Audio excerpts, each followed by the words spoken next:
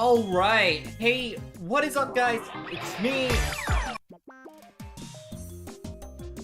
Sorry. Alright, hey, what's up guys? It's me, Eddie, and I am back with another episode of Steins My Darling's Embrace. I'm just gonna make sure all this, everything is functioning fine.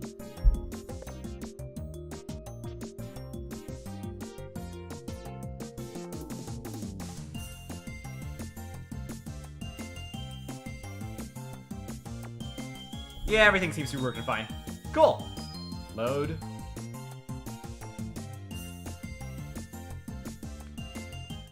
Okay. Episode 3. So, this is where we last left off. I don't know. See, honestly, it's going a bit slow. I guess we'll get there when we get there. I stayed at the cafe in hopes of meeting our mystery customer, but he never arrived. By the time I left, the sun had set.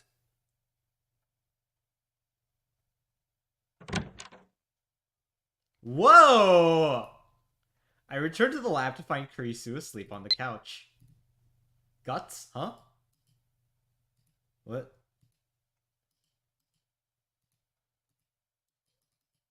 Whoa! Hey, by the way, this is the CG that I put on my thumbnail. My temporary thumbnail. I might incorporate this into the actual thumbnail, though. But Dara was nowhere to be seen. Which means the development room is finally at my disposal. Based on my previous experiments, the phone wave name subject exchange only works from noon to 6 p.m.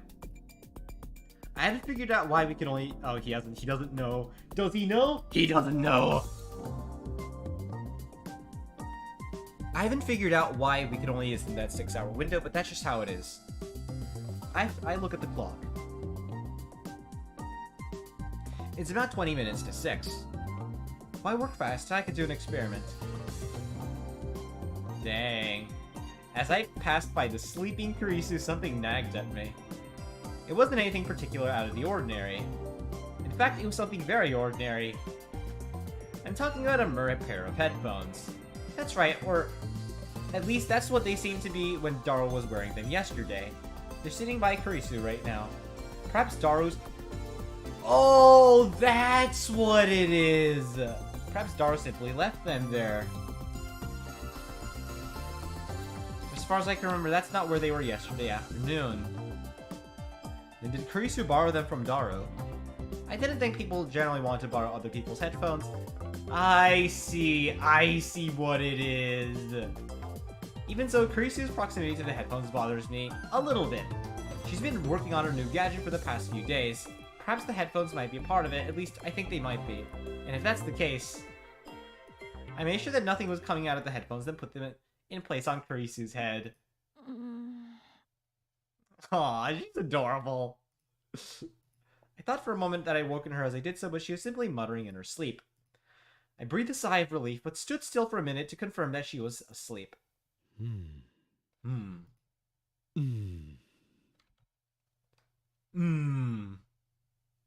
I love, like, the little, little noises everyone makes in animes and stuff. Doesn't look like she's gonna wake up. I was getting worried over nothing, meaning that I wasted my precious time when they needed it most. Damn you, assistant.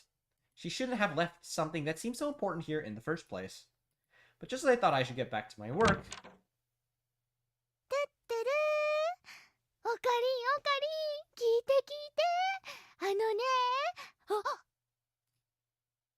Mayuri excitedly burst into the lab, but at the sight of Kurisu asleep on the couch, she immediately quieted herself. Chris-chan, my god. Ugh. 気にするな。それよりどうしたのだ、マユリオ。お前今日はここに寄らず直接帰るのではなかったのか? At least I thought her say that as they left May Queen Neon Squared. まさか、さっき言ったことをもう忘れたというのではなかろうな。いかにおバカさんがキャラとして確立しているからといって、いくらなんでもそれはひどすぎるだろう。ま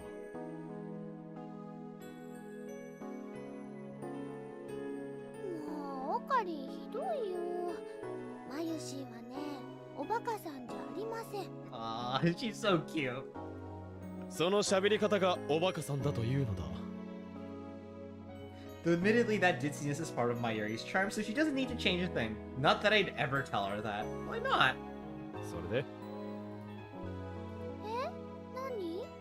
Aww, she's so cute. おいおい、言ったそばからそれでは本当におバカさんだと思われるぞ。何か話があってきたのだろう。ああ、そうだったよ。オカリ、もうちょっとメイクインにいればよかったのにね。何？それはどういうことだ？オカリンが帰った後すぐに店長さんが来たのです。Whoa. 店長さんって、それはまさかガジェットを買い取ってくれるという。その店長さんのこと。Damn it. How much worse could my timing be? どうして俺に連絡してくれなかったのだ？だってまだお仕事中だったし、それにすぐに帰っちゃったから。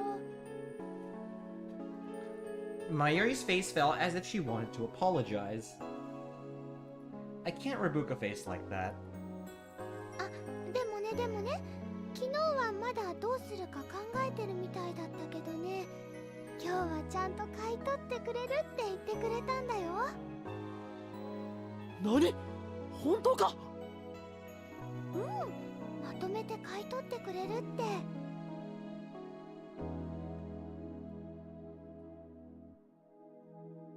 But according to Mayuri,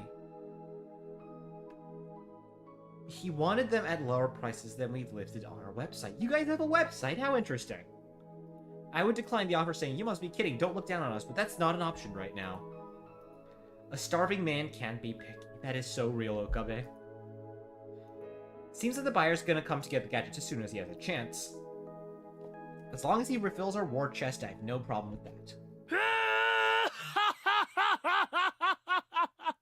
喜べまゆりよ。今回のこと、我が未来ガジェット研究所の華々しい一歩となるに違いない。オカリンってば、そんなに大きな声出したら。Oh yeah.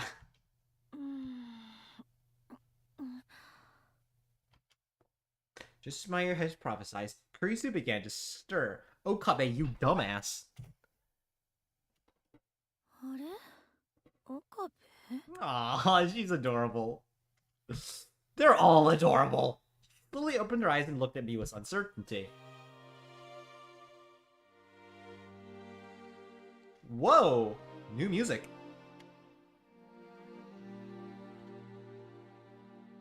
よかった。急に消えちゃうから、どこか行っちゃうのかと思った。クリスティーナ？心配させないでよね。 She's having another dream. Yeah, I knew it. I knew it. It's a dream recording machine. おい、お前は何を言っているんだ？何って、そんなの決まって。As she said this, she slowly started to look around. It's kind of interesting to see her eyes gradually gaining focus. もしかして私、今何か変なこと言った？ Aww. 言っていたぞ。嘘！なんて？俺が急にどこかへ行くとかなんとか。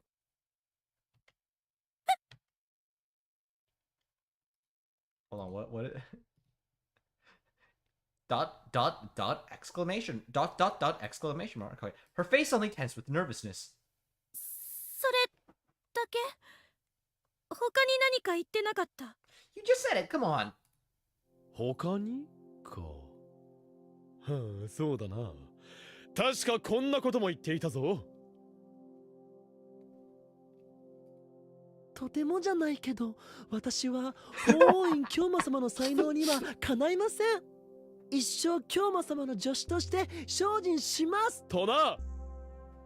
Okay, now he's just taking a piss. 嘘をつくな嘘を。そんなこと絶対に言っとらんわ。嘘ではない。お前も知っているだろう。人間夢の中では普段無意識に考えていることが出てしまうという話を。つまりそれがお前の本当の気持ちなのだ、クリスティーナよ。 This fucking dude. 安心してクリスちゃん。クリスちゃんはそんなこと一言も言ってなかったよ。 Thank you, Mayuri. Thank you. マユリ、なぜバラす？オカリン、ダメだよ嘘ついちゃ。 Aww. Oh, Mayuri, she's so sweet. Oh, both of you deserve infinite head pets. My God. やっぱり嘘か。Curses! My strategy to fabricate a false memory and use it to manipulate her has failed. それよりごめんねクリスちゃん。うるさくしちゃったせいで起こしちゃったよね。Mayuri's sweet. ああ、うん。マユリはいいの。Yeah, Mayuri. Oh, she's so precious. そうだぞ、何も謝ることはないマユリよ。そもそもこんなところで無防備にうとうと寝るのが悪いのだ。あんたね、私が一体何のためにここで寝てたと思ってんだ？ Oh, right. 助手がラボのために尽力するのは当然のことだ。だから助手じゃないって言っとろうが。怒りっぽいやつだな。ちゃんとカルシウムは取っているのか？ What? 誰のせいだと思っとるんだ。Okay, I gotta admit, she is fun to troll. She yelled at me. In addition to her calcium deficiency, she must have low blood pressure when she wakes up. たく、人が睡眠時間を削ってガジェット制作を。Then she stopped and moved her hand slowly to her head for confirmation.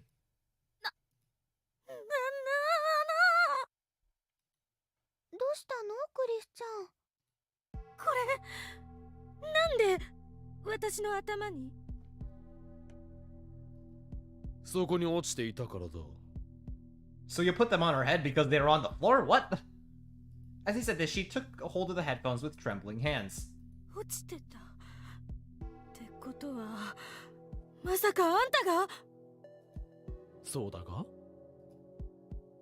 お前、なんてことしてくれてんだ！なんてことって。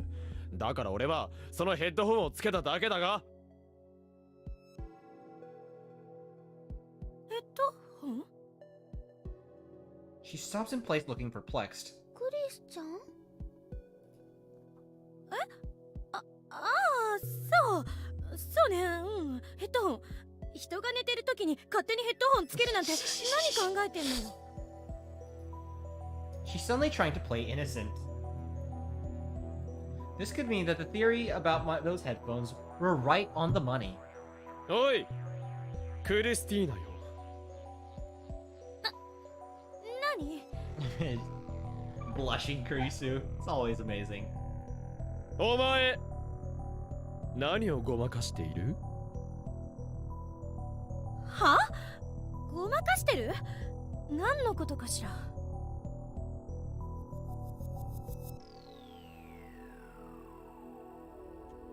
嘘をつけ！その態度、どう考えても何か隠している態度ではないか。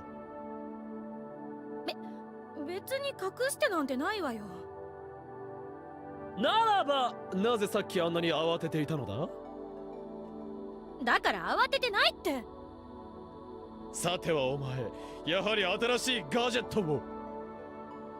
ガジェット？そうだ、新しいガジェットを。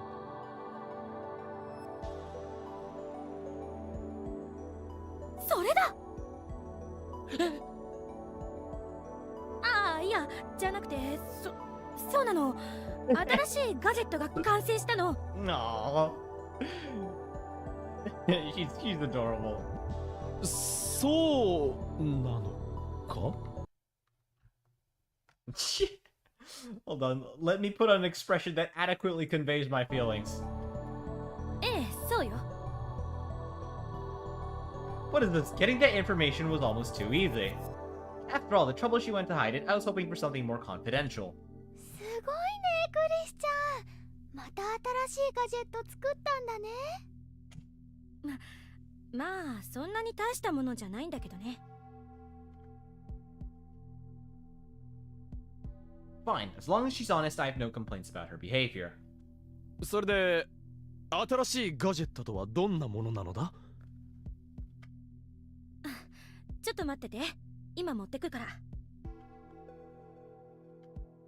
She stands up and heads towards the development room. 待てクリスティーナよ。何よ。今持ってくると言ったな。ならば今持っているそれは何なのだ？だからヘッドホンだって言っとろうが。ガジェットではないのか？ガジェットの12号機は全然別のものよ。ちょっと待ってろ。It didn't seem like Kurisu was lying. The fact that she was holding something as she came out of the development room was proof enough of that. Then why was she acting so strangely? It's just confusing. Well, fine. I'll let it slide this time since she's completed a new gadget. Go gadget. これがガジェット12号機。まだ手を加えなきゃいけない部分はあるけど、だいたいこんな感じね。これが12号機。Oh, interesting. Kurisu showed us a pair of ring-shaped objects, about 7 or 8 centimeters in diameter.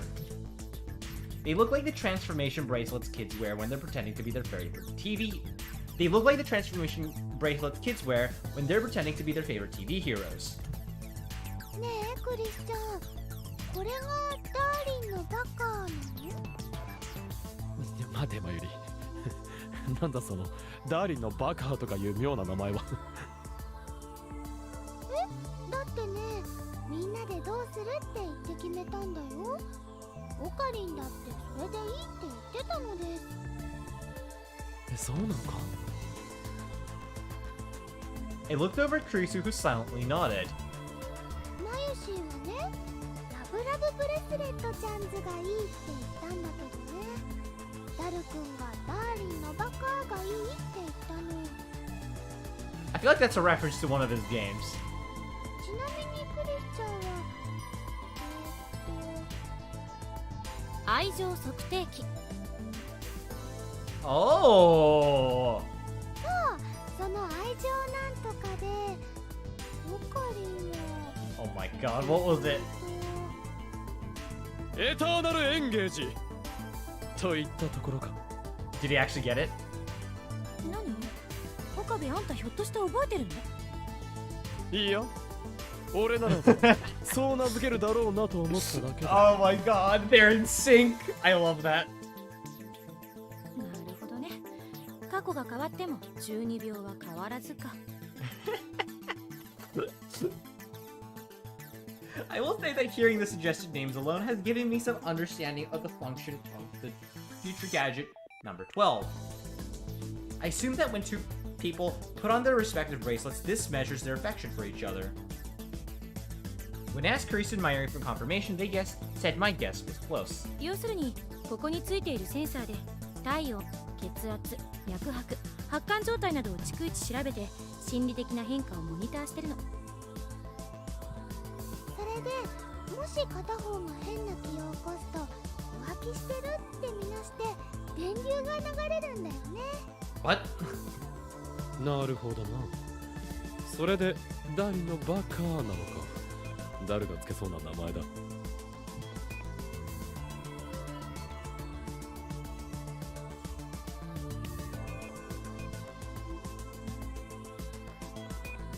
Its name is an homage to a famous line used by the heroine in a certain 80s popular rom-com manga. I don't know what that's referenced to in real life, unfortunately. Various, huh? Interesting. It's a very dark 要 choice. するに嘘発見器みたいなものだな。Yeah. まあフェイリスさんの案だとそれだけだったんだけど、ちょっと改良させてもらったわ。She said this while putting one of the bands on her wrist as if to check the size. 改良？どうしてだ？ってそれだと単に浮気調査みたいな感じで夢がないじゃない。 And people might be nervous for other reasons too. 夢だとまたそんな愚かなことを言っているのかお前は。誰が愚かだ誰が。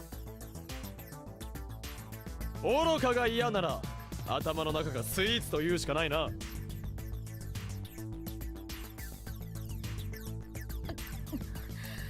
あんた本当にいちいちムカつくわね。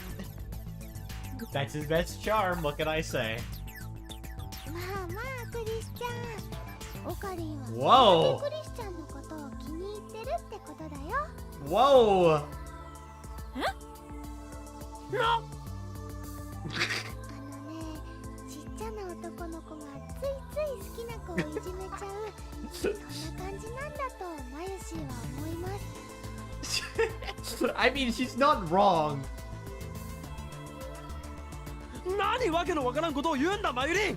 俺はそんな思春期のガキみたいなことはしない。 Yes, you would.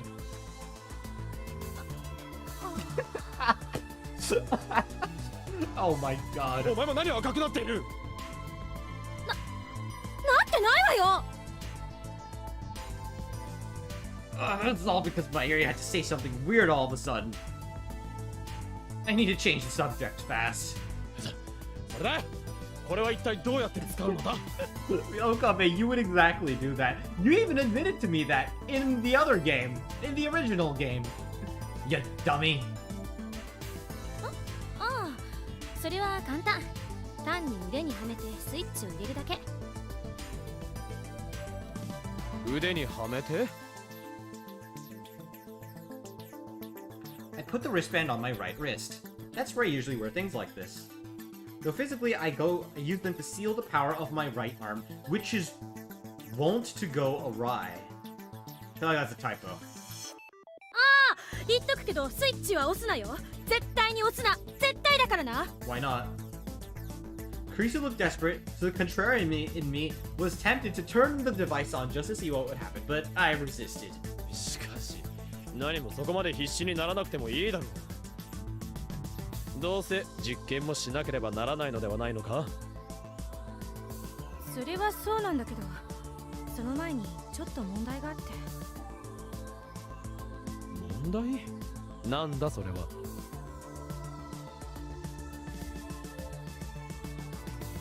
Problem? What do you mean? とにかく外してから話しましょう。つけたままじゃ落ち着かない。わかった。 Oh, come on. I could tell that Kurisu wasn't messing around, so I made to remove the band from my right wrist, and let me guess, you accidentally flipped the switch. ドゥアーギリギリセーフ。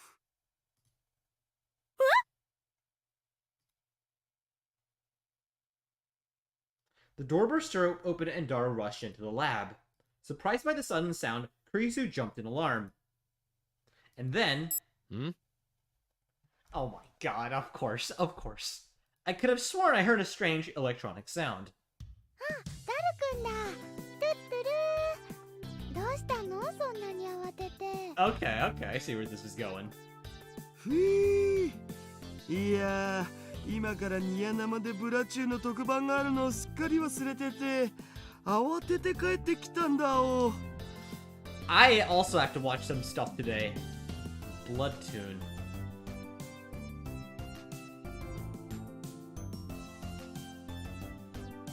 Shit, I can't say Nico Nia video. Nico.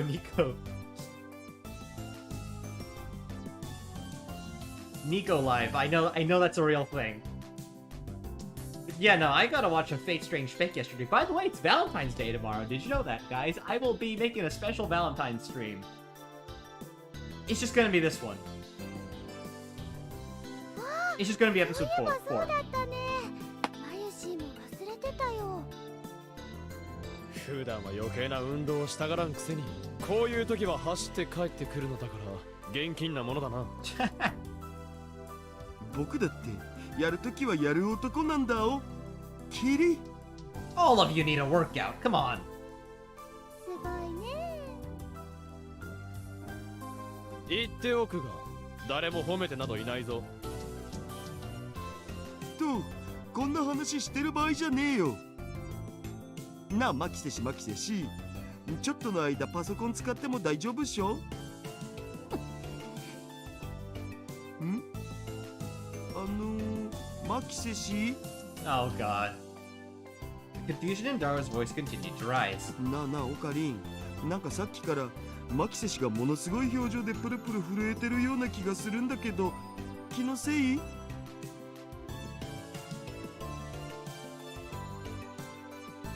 It wasn't just Daro. When I looked at Kurisu, she was looking at her feet and trembling. I couldn't see her facial expression, but she was definitely acting weird. クリスちゃんどうかしたの？調子でも悪い？どうした助手よ。 Dream sequence. 何か悪いものでも食べたのか？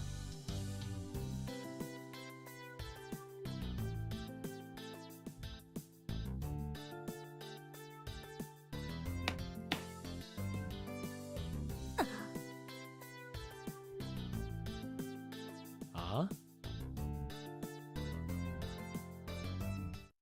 たはなんてことをしてくれたんだ、このバカ！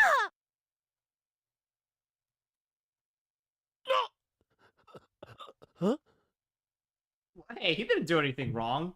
At least on purpose. The rage in Kurisu's voice put me instinctively on the defensive, but something was different this time. She wasn't talking to me. あんた、自分が何をしたか分かってんのか？僕 For some reason, it looked like Daro was in her sights. What? Daro looks just as confused as I am about that. そうよ、橋田、あんたに言ってるの。 What's going on? 僕マキセシに何かした？大方、気づかれないようにこっそり髪の毛の匂いでもクンカクンカしていたのだろう。 Right. Sniff, sniff. Really? Huh. あるねえよ。つうか、 Oh や my るとしたら god. 気づかれなくやるっつうの。You wouldn't get caught. ダルくん。やかましいわ！誰もそんな変態じみたことは言っとらん。 Then what could it be? 橋田、あんたさっきいきなり大きな音立てて入ってきたでしょうが。ああ、そのこと。まあ確かに慌ててたからちょっと騒がしかったかもだけど、驚かせたなら謝るお。させん。だからさせんじゃ済まないのよ。 Let me hear. I know you could あ read あ、 this, その but こと。まあ確かに慌ててたからちょっと騒がしかったかもだけど、驚かせたなら謝るお。させん。そう、目くじらを立てるな、クリスティーナ。謝ってるんだから許してやったらどうだ？ yeah, don't snap at him for. 言っとくけど、あんたもそんな悠長にしてる場合じゃないんだから。 What do you mean? 何？それはどういうことだ？ It's voice activated, isn't it? The anger on her face gave way to serious concern. Oh! スイッチ。Oh, they changed the sprite! スイッチ？だから橋田に驚かされたせいで12号機のスイッチを押しちゃったのよ。な！ If we were in a manga, this is where the giant wham would appear in the background. But now that she mentions it, the bands on my wrists fits a little better than when I first put it on. But そうか。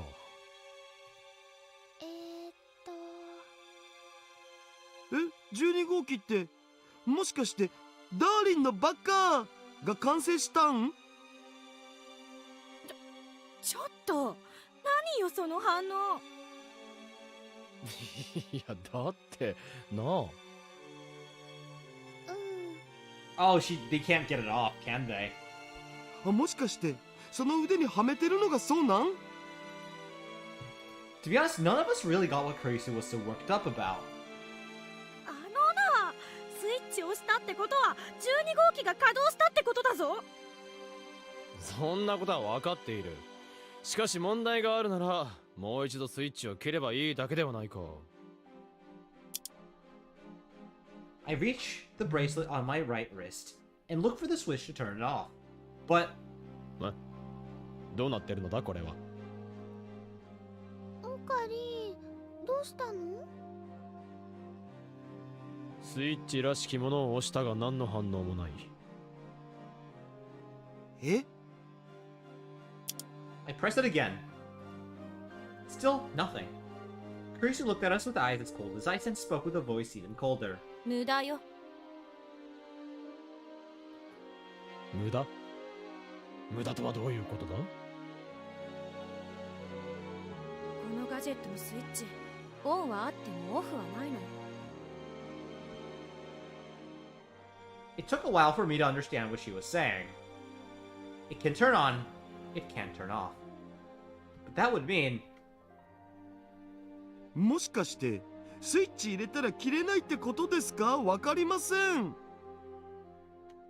もしかしなくてもそういうこと。なるほどな。なるほどなって。あんた相変わらず悠長だな。Let me guess, it can't be removed either. 別に慌てなくてもいいだろう。スイッチが切れないなら外してしまえばいいじゃない。I tried to slip number 12 off my wrist, but the fit was snug and didn't want to come off so easily. Yeah, I thought so. おのれ、人の手によって作られた道具のくせに生意気な。I tried again, this time with both of my hands. Until...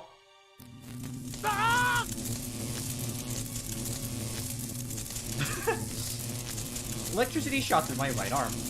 なんだ今のは。無理に外そうとすると電流が流れる仕掛けになってるのよ。なぜそれをもっと早く言わん。身をもって分かった方がいいと思って。Dang, okay. Oh, now she looks calm. This accursed woman will never be cute. Are you sure about that? Whether she's cute or not doesn't matter right now. とにかくひとまずこいつを外そう。鍵を出せ。ないわよ。何？今何と言った？鍵なんてないって言ったんだ。There's no key. 冗談も休み休み言え。ならばこいつをどうやって外すのだ。They're not complete yet. だからさっきから困ってんだろうが。私だって冗談で済むならあんな風に怒ったりせんわ。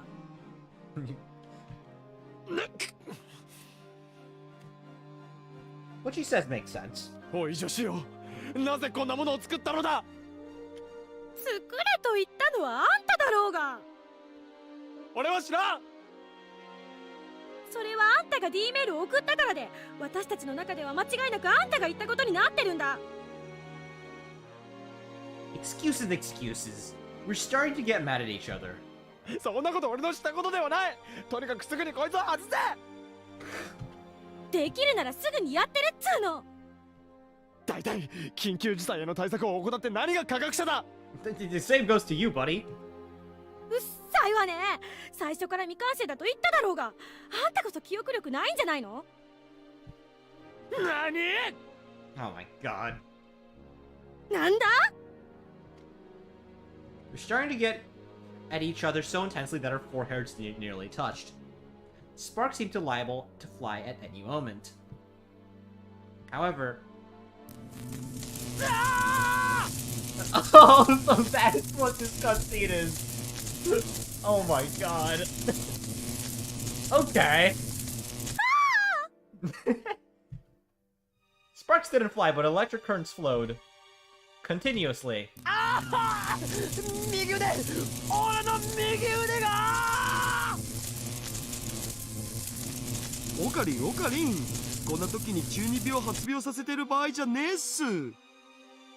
バカ者、これは違う。本当に痛い痛い痛い痛い痛い痛い痛い痛い。岡部、右手を。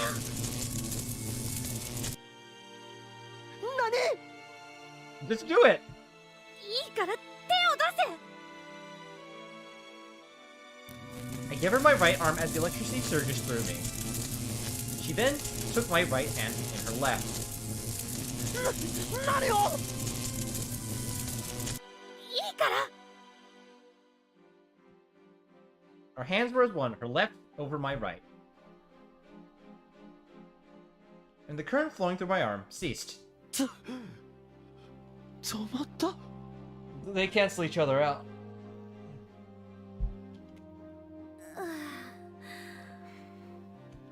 これはどうなっているのだ。さ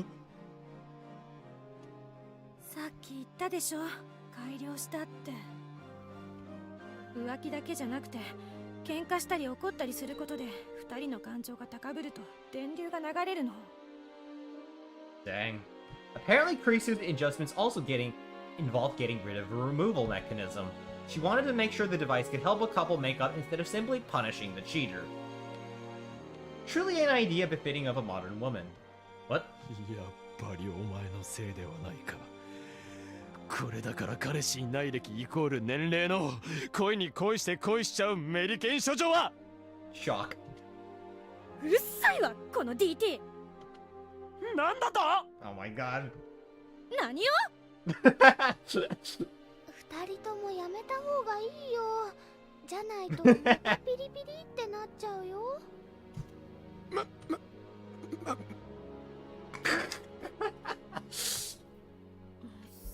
そうね。 We were so close to getting in an argument again, but Mayuri stopped us. Thank you, Mayuri, the voice of reason here. Right, now's not the time to quarrel. We have to figure out how to get out of the situation. And in that regard, at least, Kurisu seems to agree with me. Then Daru slowly raises his hand. あのさ、二人とも。どうしたダル。もしかして何か明暗でもある。 He really is my right arm. He's already come up with a brilliant idea. とりあえずニヤ生見てきてもいいっすか？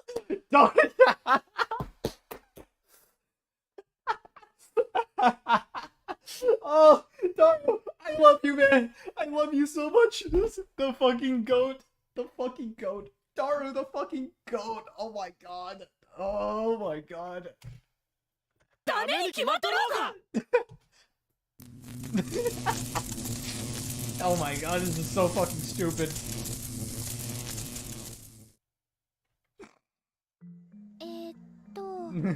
つまり二人の気持ちが通じ合えば腕輪は外れるってことでいいんだよね。そういうことになるわね。 She then proceeds to explain the functions of Darling, you idiot. They are as follows. Monitoring of body temperature, blood temperature, pulse, and perspiration. Should they indicate one user is unfaithful to the other, the device will administer a minor but painful electric shock. Should a user try to remove it by force, the device will administer an electric shock. Should the user get emotional due to an argument or the like, the device will administer an electric shock. I feel like this is useful. Like, what if you're actually in like a dangerous situation, right? What? Are you fucking shitting me? Should the users move more than 1 meter away from each other, the device will administer an electric shock. Hold on, I gotta...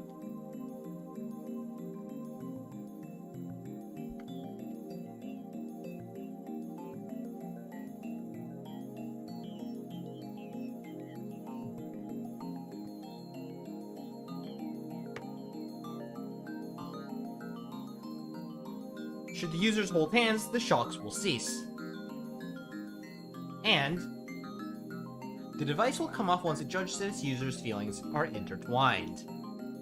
Really? That's the end.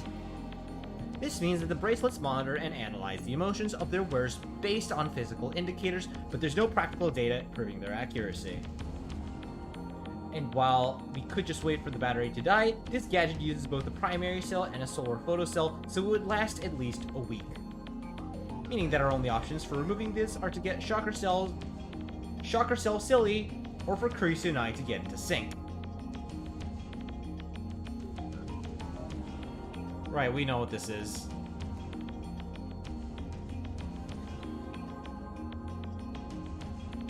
308, huh?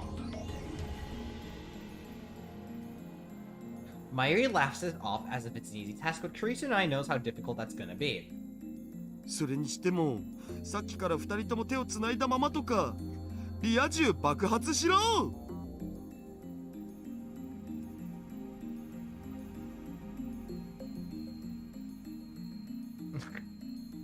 I feel like the term was a lot more... has gotten a lot narrower nowadays, or a lot less specific these days. Like, is joining an anime club normie? 好きでやってるんじゃない。それはこっちのセリフだ。 And just like that, we're in another argument. So if we don't hold hands, we're liable to be completely fried. ま、でもよかったんじゃねそれはどういう意味だ。だってさ、新しいガジェットってことはどうせ実験と検証が必要だったってことっしょ True. ああ、言われてみればそうかも。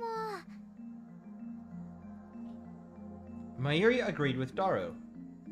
それにね、ダーリンのおバカちゃんを使うことでオカリンとクリスちゃんが今よりも仲良くなるならいいことかなってマユシーは思うのです。 A terrible opinion from an uninvolved party. There's no way I'll be able to put up with this girl and her hair-trigger temper for an entire week. Whose fault is that, though, unironically? I really need to start thinking about how to get out of this situation. そもそもあんたがこんなもの作れって言わなければ。お前が処女特有の乙女回路的思考を持ち込んだのが悪いんだろうか。 As soon as one of us opens our mouths, this happens. This isn't going to lead to a productive discussion. Fortunately, it seems like Kurisu came to the same conclusion. やめやめ。とにかくこれからどうすればいいかを考えましょう。タラレバの話をしたところでどうしようも。It's no use thinking about it in hypotheticals unless you're us. I can't believe it. How could I have forgotten something so important? 時間は？ I was checking the clock before she finished her sentence. It was past 6 p.m., but maybe it's not too late. なになに二人ともどうしちゃったの？ D メールだ。電話レンジちゃん？ああ、そっか D メールでなかったことにすれば OK ってことか。そういうことだ。 I dragged Kurisu into the development room as fast as I could. In a flash, we set up the phone wave, named subject to change. And previous experiments have shown that we could use the phone wave from noon to 6 p.m. But those time constraints are just approximations, not concrete restrictions. On certain occasions, I've been able to use it after 6 p.m. That said, we do not know what causes this variance. He doesn't know. Regardless, if the timing doesn't line up today, we'll be forced to stay like this until at least noon afternoon. Until tomorrow afternoon. 準備できたわ。 Everything is set up. You just have to send the email. Is the bracelet just gonna come off?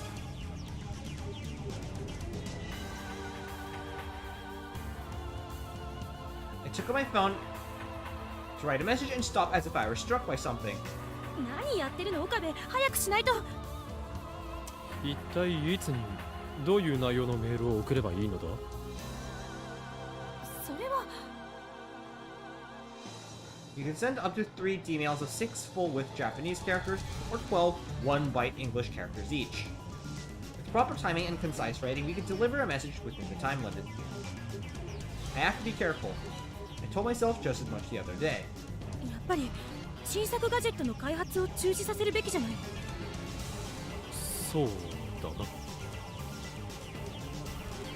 Like she said, we won't end up in this situation if we put the kibosh on its development. The message will read, stop new gadget development at once. That should be enough. We don't try to make that new gadget, then we can change this situation. We keep Darling, you idiot, from ever existing. But it'll probably wipe number 9 through 11 from existence too. I'll come up with some way to fund our lab. There's nothing to worry about. The email is written. All that's left is a tap of my thumb. 岡部 Teresa urges me on. With that, I press the button.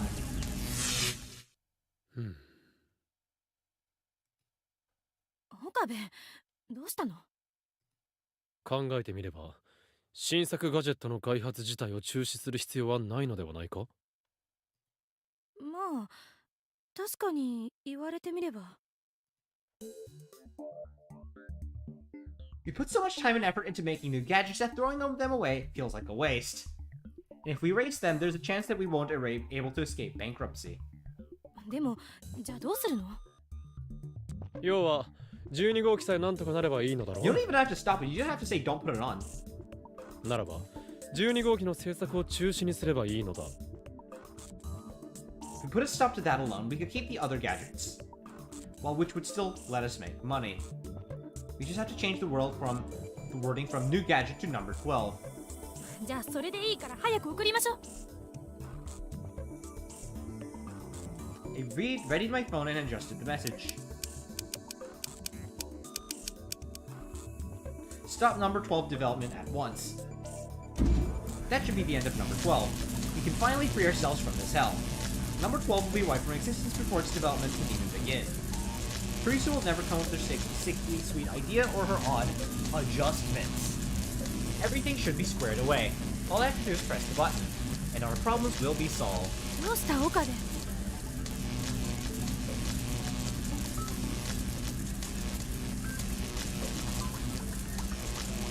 Oh shit! Wait. This is...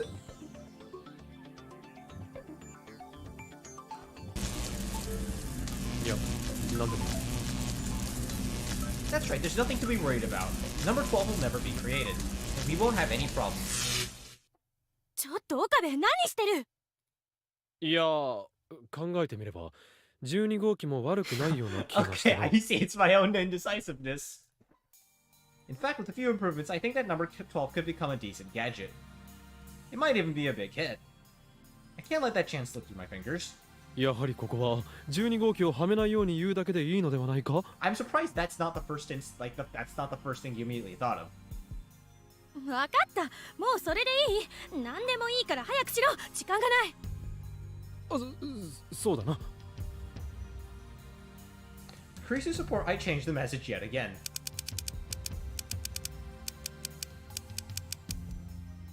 Do not wear number 12 for any reason.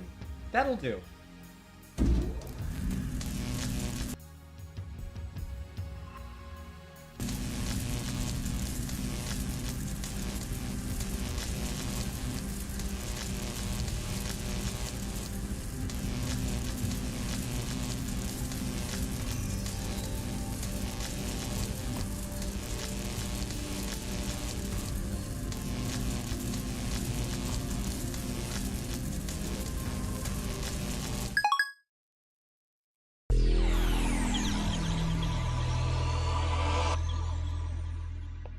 Sure, I'll go this route.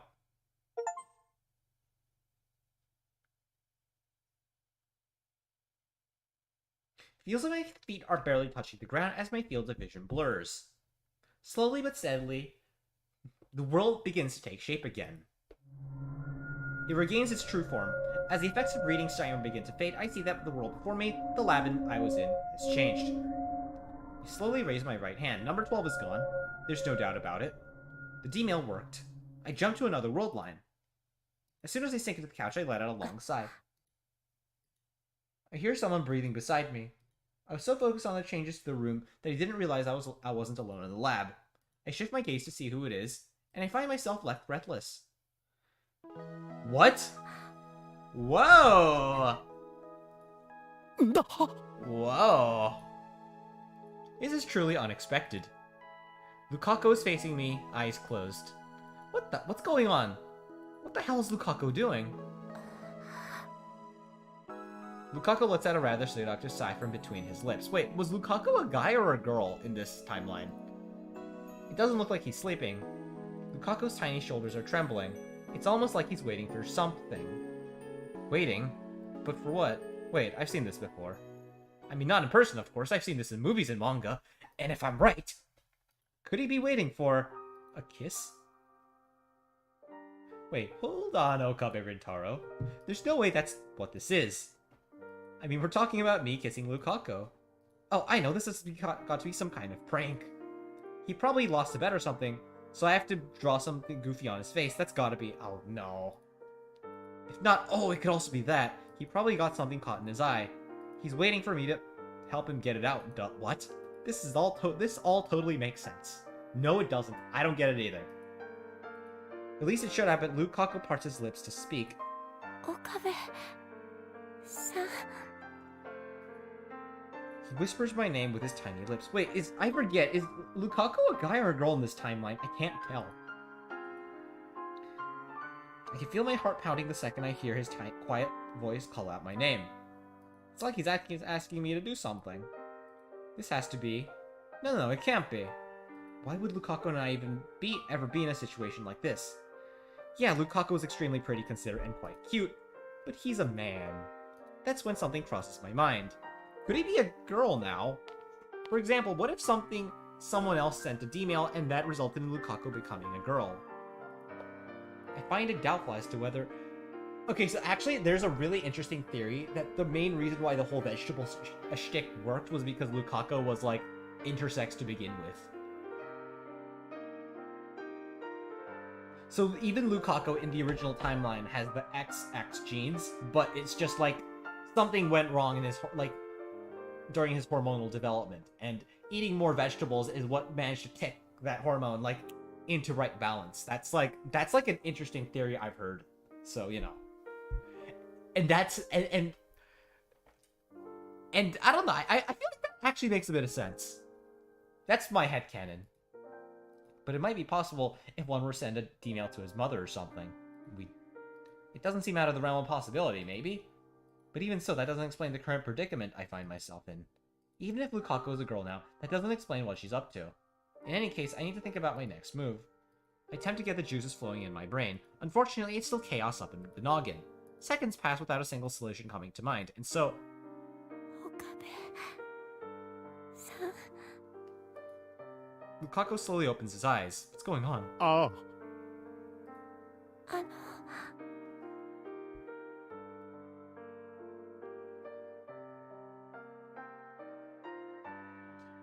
Hold on.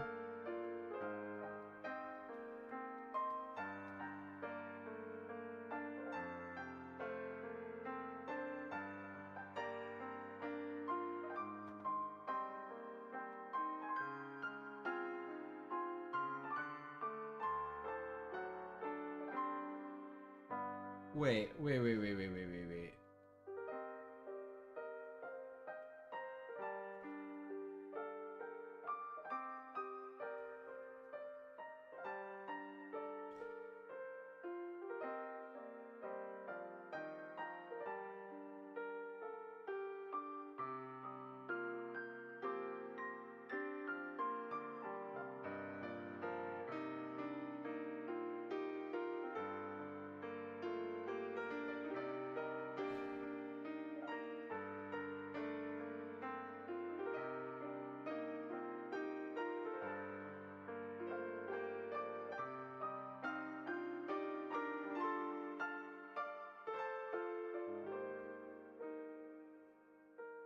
Wait, hold on. Oh, okay, I see. Wait.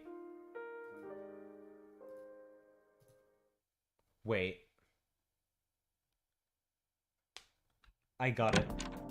I got it. I got it,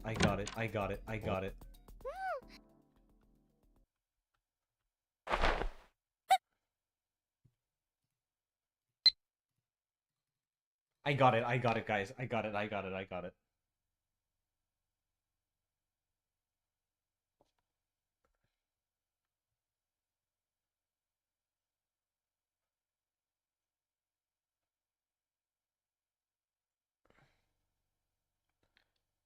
Wait, hold on. I'm actually looking into this.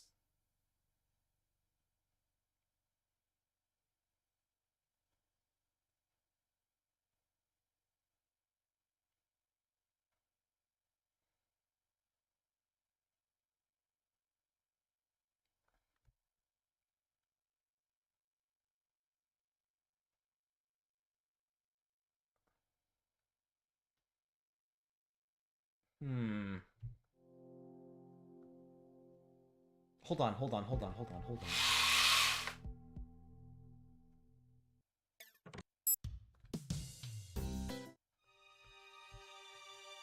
I think I got. Wait.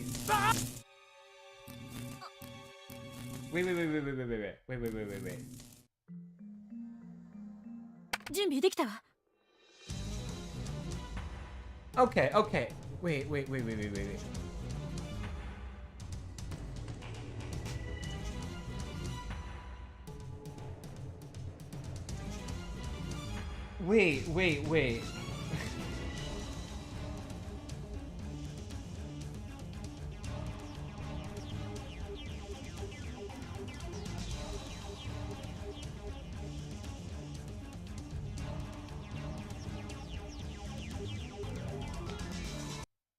Hold on. Sorry, guys. Hold on.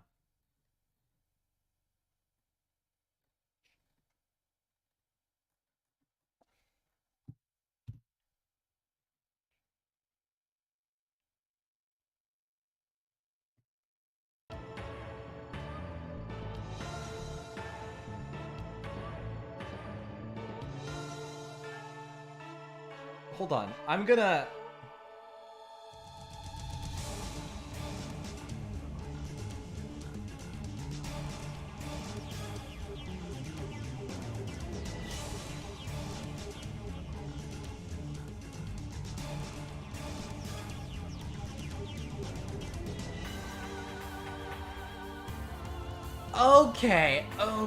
Okay.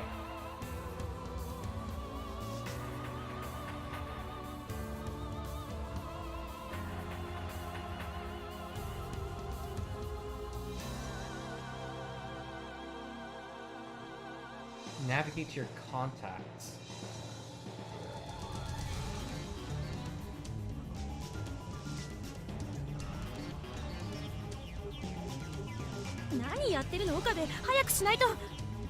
Don't send any emails. Okay. 一体いつに Okay. Hold on. Okay, so hold on. There's just a recommended list.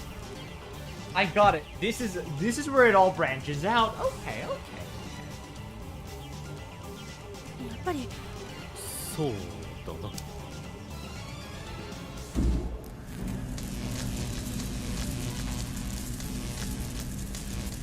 岡部。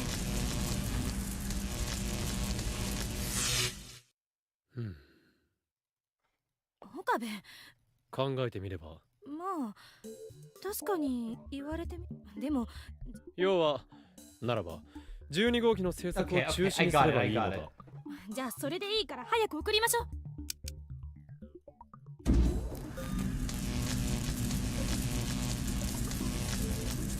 どうした岡部。いや、なんでもない。ちょっと岡部何してる。いや、考えてみれば12号機も悪くないような。やはりここは分かった。そうだな。Okay, so naturally, had I just gone into this blind, I would have gone to the Luca route.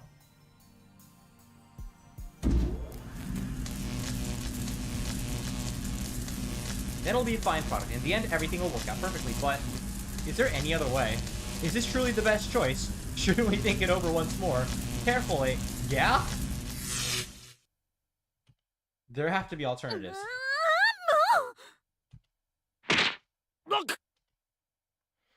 I've been punched in the back. いきなり何をする We're playing this song now. あんたがさっきからうだうだやってるからだ。これ以上何を悩む必要があるっていうの？悩んでいるのではない。俺は安易な選択を避けるために冷静かつ慎重な判断を下そうとしているだけだ。ごたくはいいから早くしろ。じゃないとこのまま一晩明かすことになっちゃうだろうが。分かっている。分かったからせかすんじゃない。もうイライラする。Creaser reached out and tried to grab my phone. 何をするのだ。あんたがグズグズしてるから私が代わりに打ってあげようってのよ。何？元はといえば勝手に D メールの実験をやったのが悪いのよ。だから勝手に実験自体をしないようメールしてあげる。待って、何もそんな根本的なところまで戻る必要はなかろう。うっさい、そもそもの原因はそこなんでしょだったらそれが一番いい方法でしょうが。しかしだな。いいから送れ。 She almost grabbed my phone again, so I promised to change the message in accordance with the request. Reconsider D-mail experiment. This time for sure I'm going to press the button.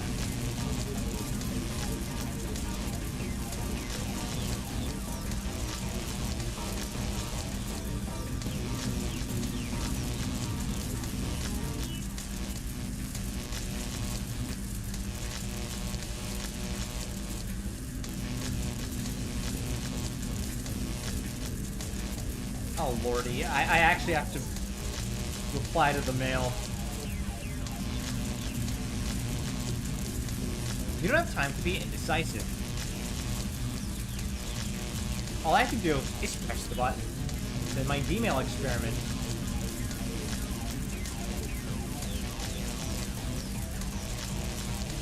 will never have happened. Returning to the original world line.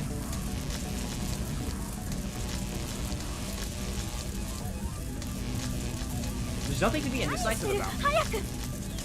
分かっている。 This time I'll send it. I'm gonna be honest here, this is kind of starting to piss me off as well. やっぱり貸せ。私が送る。 Teresa tries to grab my phone again. 心配するな。今送る。 We're out of time. I finally press the button, and then the world around me blurred and distorted. My reading Steiner activates. The world line shifts.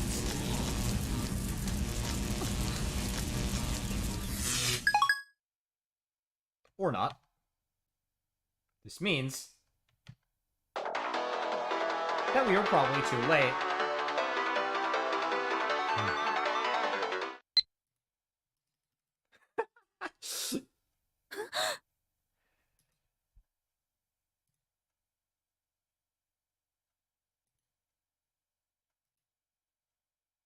Okay.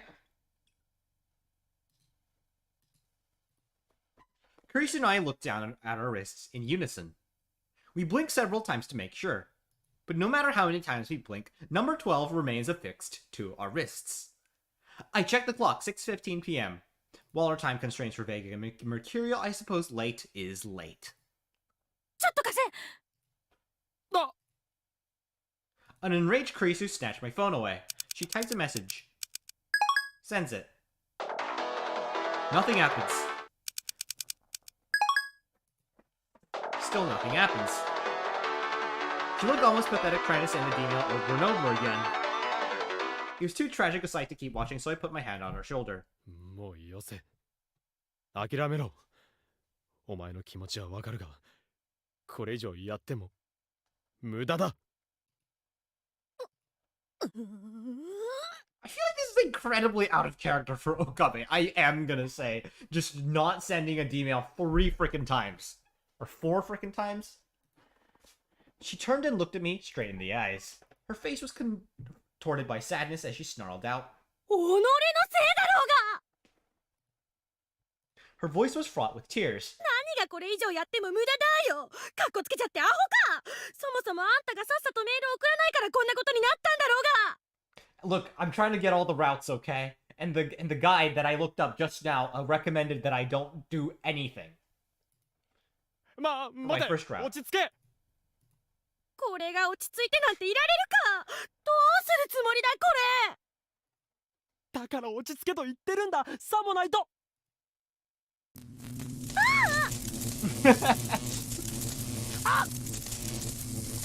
An electric shock ran through both of us. 見ろ。だから言わんこっちゃない。そっか。つい興奮してこうなるのを忘れてた。自分で作っておいて忘れるとはとんだ鳥頭だな。 Are you gonna get zapped again? 何よ。待て、だから怒るなと言っているんだ。あんたにさっとされるとは。I almost delivered a snarky rejoinder, but I knew it'd result in another shock. I swallowed my words and left the development room with the equally defeated Kurisu.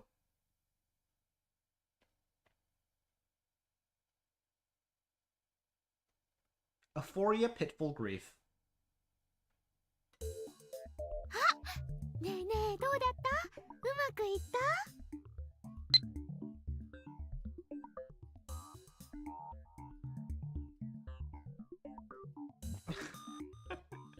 Well, judging how we're still here, I'm gonna say, not too well.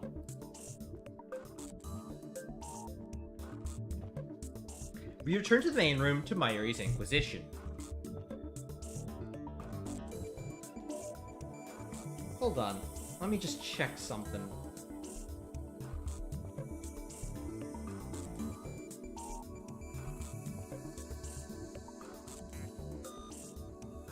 Okay, whatever. まゆし、ほら、ああやって2人の手首に12号機がはまってるってことはダメだってことだったんだお。ああ、そっか。遅かったんだね。残念。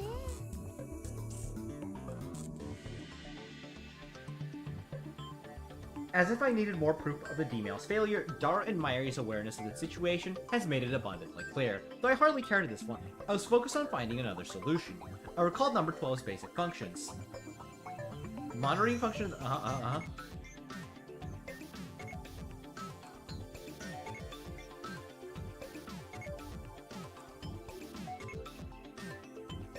And the device, I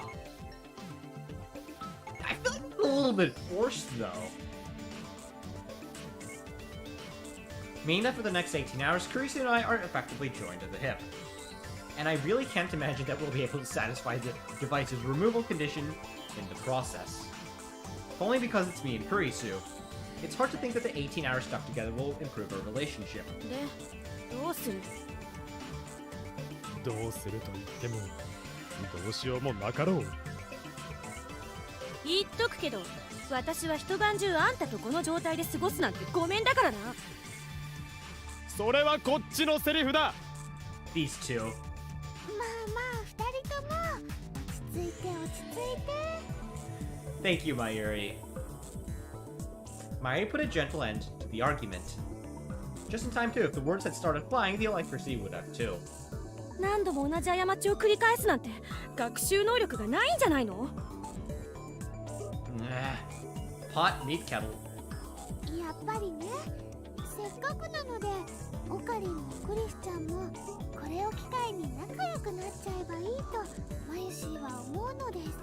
Thank you, Mayuri. Thank you. A voice of reason. それができれば苦労はせんのだ。残念だけど、私も珍しく岡部に同意するわ。本当に珍しいな。珍しいついでに意見があったということでこれが外れたりは。そんな簡単に行くわけないでしょ、バカ。It's like every word this woman speaks is specifically chosen to piss me off. I feel like she's a lot snappier here than she was in the original. I'm just gonna say. If we didn't have this on, I would tell her once and for all who rules this lab. どうしてかな。マユシーは不思議だな。まゆしどうしたん？何が不思議なん？だ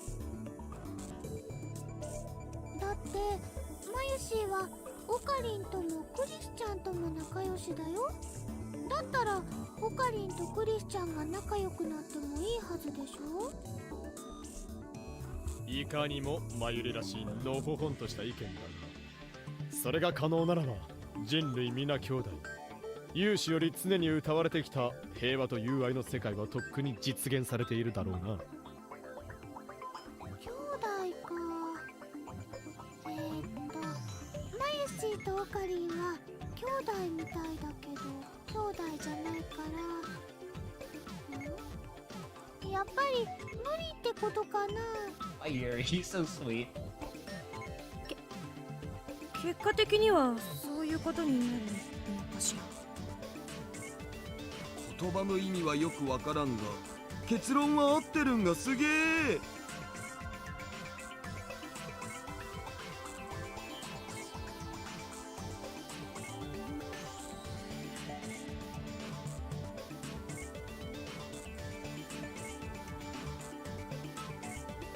Anyway, back to number 12. なんとか外す方法はないのか。あったらあんなに慌てるわけないでしょ。大体売り物にするのだから普通は安全装置をつけておくくらい考えるものではないのか。だから最初から完成品じゃないと言っとろうが。そもそもなぜこんなに頑丈に作る必要があったのだ。 Oh my god. できるだけ本格的にしろと言ったのはあんただ。俺は知らん。都合の悪い時だけ知らんふりすん Oh な。 my god, these two. 知らんものは知らんと言ってるのだ。だから2人ともそんなに怒ったらまたビリビリってなっちゃうお。 Thank you, thank you. そもそも橋田が脅かしたからじゃない。そもそもお前が驚かしたからだ。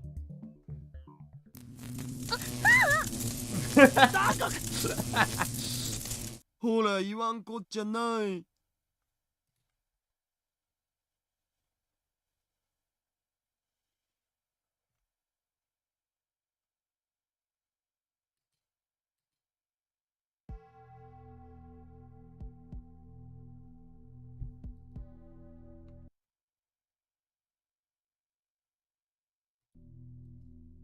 I look at the clock. It's past 7:30 p.m. How has it only been an hour? オカリンもクリスチャンも大丈夫？ Mayuri looks at our faces, one after the other. In just over an hour, we've been shocked more times than I could count on my fingers. You'd think that it would inspire me to be more careful, but I can't help but get angry when Kurisu's around. To be fair, I feel like you two are also, I can understand your stress, but I don't know. A part of me feels like, to be fair, the situation, is a very stressful situation. I mean, I'm not saying the other one was, but that one, is the sort of stress that inspires cooperation, whereas this is the sort of stress that, people sort of tend to come apart at it, because this is like an internal force, right? Whereas, what they were facing in the original story was an external force. An internal forces obviously cause more infighting than external forces. But another thing I kind of want to say is that I feel like Kurisu and Okabe have, I don't know if it's just me, but part of me feels like their personalities are just a little bit different, almost a little flanderized. I don't know. Daro and Mayuri seem pretty much the same, but Kurisu seems more like a traditional, stereotypical tsundere than she originally was. And Okabe, he feels a little more whack than usual. I don't know what to say. ほんと言い合いしたらビリビリするってそろそろ2人とも学習した方がいいんじゃね。そのくらい言われなくとも分かってはいる。分かってるんならやめりゃいいのに。それでやめられたら苦労はしない。私は岡部さえ減らず口を叩かなきゃ別に怒ったりしないんだけど。 Oh my god, it's gonna happen again. 減らず口を叩いているのはお前ではないか。Because you two are not too different, you two. 私のどこが減らず口を叩いてるってのよ。 That's because you both try to get in the last word.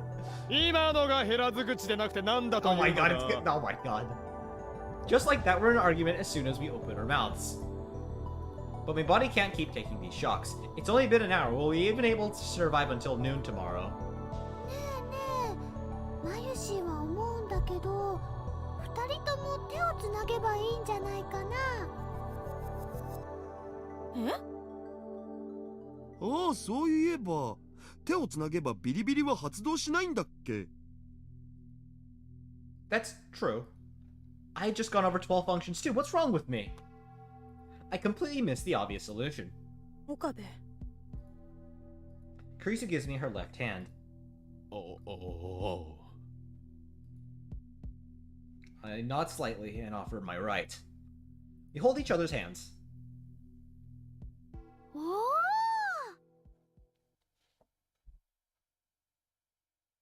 Wait, what the fuck is this anatomy? That's Kurisu's hand. Okabe's hand is... That's supposed to be his pinky, isn't it? What?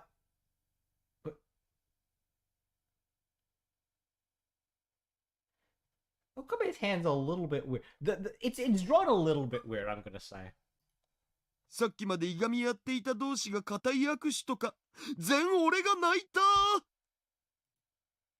And お前は助手のくせになんでそんな大事なことを忘れているのだ。あ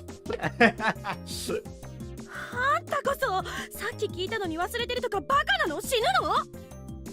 なんだと？何よ？こうなっちゃうんだね。oh my god. ですよね。だいたいあの時あんたが早くメールを送ってさえいればこんなことにはなってなかったのよ。それを言うならお前が誤ってスイッチを押してしまったのがいかんのだろうが。そもそも新作ガジェットを作ろうって言い出したのは誰だ？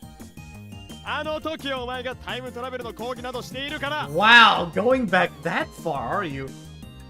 なあまゆし、なにダルくん。この二人いつまでこうやって言い合ってれば気が済むんかな。いくらビリビリさんが来ないからってちょっとやりすぎだよね。 Maybe you two should just have them not hold hands again.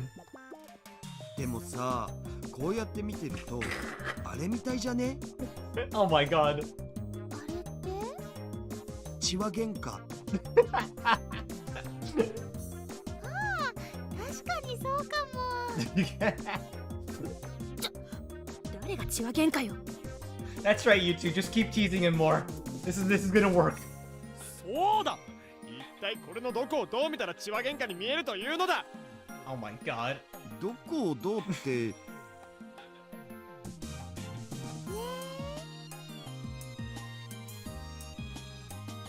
Mayuri stared at Kurisu and our conjoined hands. 手つないで喧嘩してるんだから、傍から見りゃ血は喧嘩にしか見えんだろ、上皇。 Oh my god. Yeah, oh my god, I mean, I get hands are hard to draw, but that is some, like, well, it's not quite AI level, but, like, my lord, what is that? そうは言うがこうするより他にないのだから仕方あるまい。は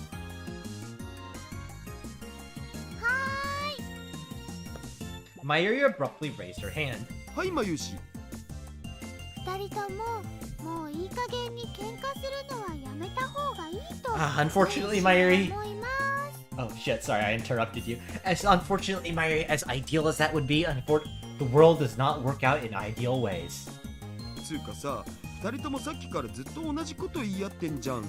見てる方もそろそろ飽きてきたお。 I'm not doing this for their entertainment. That's right, you're doing it for mine. But even I'd begun to think that this war of words won't lead anywhere. No, in reality, I'd realized that long ago. I was merely waiting for a chance to say so. I think Kurisu also realized that. I looked at Kurisu and I could see worry in her face. Perhaps she felt the same. そうだな。マユリアダルの言うことももっともだと俺も思わな。私も異論はない。では今後どちらのせいだというのはなしにしないか。そうね。That would have been a great time for the two of us to shake hands if we weren't holding hands already.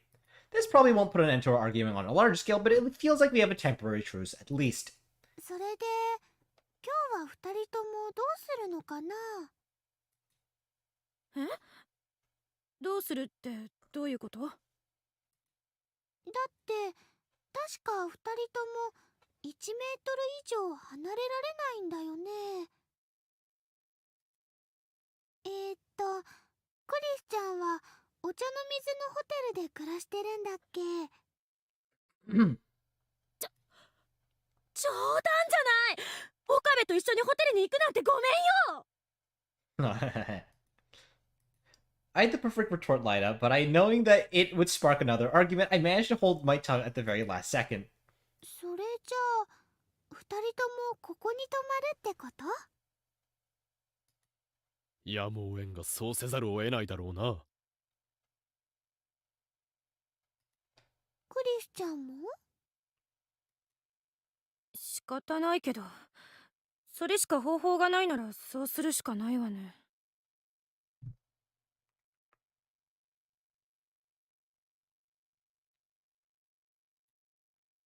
そっか。 After he answered, Mayuri seemed lost in thought. あのね、二人には悪いんだけど、マユシーは帰らなきゃならないんだ。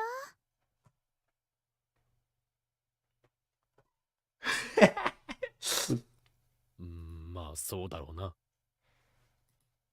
ダルくんは？僕ももうちょっとしたら帰るつもりだお。だよね。っていうことは、もう少しでオカリンとクリスちゃん二人っきりになっちゃうけど、大丈夫かな？ Probably not.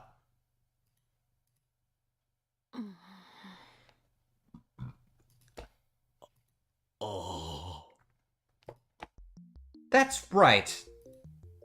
I had forgotten something very important. As it gets dark, Kreese and I will be left alone. Which means... それダメ。困る。マユシーも一緒にいてあげたいのは山々なんだけどね。今日はどうしても帰らなきゃならないんだ。そこをなんとか。ごめんね、クリスちゃん。Oh my god. そんな。でも、もしかしたらダルくんなら頼めば残ってくれるかな。 I don't think that's gonna reassure her very much. 橋田が？ Kreese looked at me and Daru one after another. 岡部と橋田と私3人。あ、僕ならマキセ氏が行っちゃダメって言って Oh my くれたらここに残ってもいいけど。 See? This is why. 誰が言うか。心配しなくてもオカリンと二人で襲って Oh my god, this- 大丈夫だってばよ。 Oh my... は Daru, what the fuck? よれなこの変態っていうか、そんなこと言われてお願いって言うわけないだろうが。 She makes a good point. あ、ひでえな。ちょっとしたアメリカンジョークなのに。I don't think that's a thing in any country. どこがアメリカンジョークだ。そもそも橋田が言うと冗談に聞こえないのよ。 Maybe he's right about you being harsh, assistant. Hmm? What do you mean? まあでも冗談は置いといて。本当は僕も今日はちょっと用事があって帰らなきゃいけないんだよね。 Oh, so you never planned to stay in the first place. Got it. So in the end, Kurisu and I will be left here alone after all. そっか。でも多分大丈夫だよ、クリスちゃん。こう見えてもオカリンは紳士だから変なことはしないと思うな。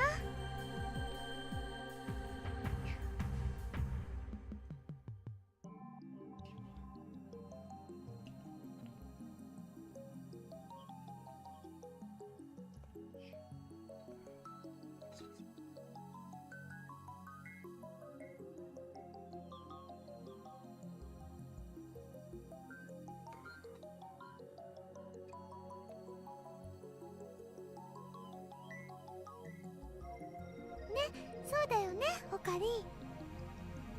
こう見えてもというのは気になるところだが、一部では辞書で紳士と引けば岡部倫太郎のことと書かれているともっぱらの評判だ。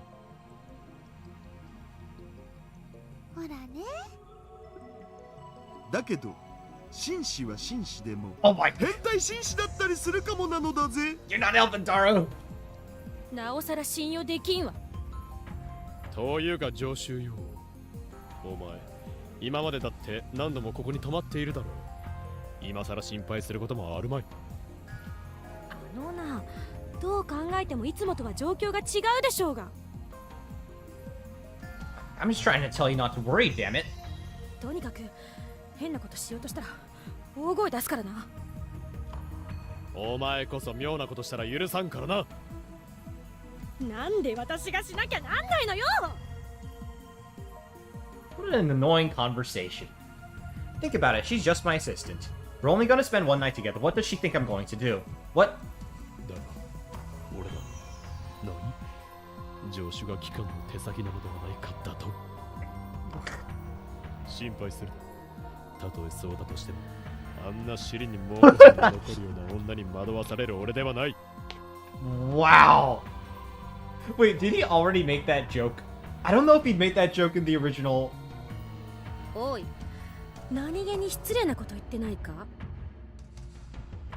It's kind of like Mr. Braun, who's like, "What, Okame? Are you gonna do something cute to my daughter, or something weird to my daughter?" And Okame's like, "No, I would never." And he's like, "What? Are you saying that you don't find her cute?" もうご飯を縄黙っているがいい。Wow. もうご飯なんてないわよ。もうまたそうやって喧嘩して。 Mayuri being the voice of reason. Mayuri spoke up in a rare fit of anger. いいですか？マユシーはそろそろ帰っちゃうけど、二人とも仲良くするんですよ。喧嘩なんかしちゃダメだからね。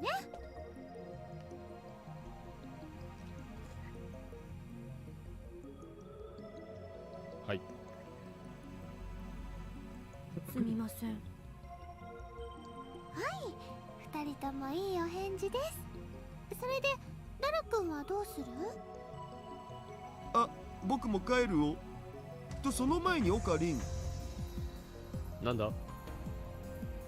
例の新しいガジェットのために適当にラボにあるパーツとか使ってもいいよね。What? ああ、もちろんだ。すべてはお前に任せる。好きにしろ。オキドキ。何？あんたまだこれ以上ガジェット増やすつもりなの？当然だ。ちょっと新作を作ったからってこのラボはお前だけの力で持っているのではないということを思い知るがいい。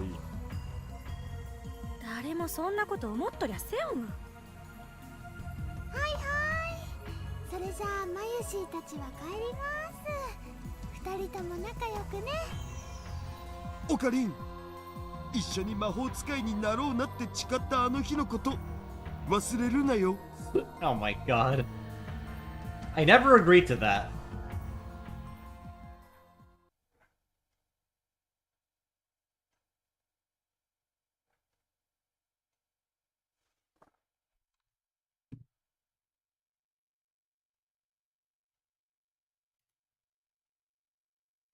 Hold on, folks.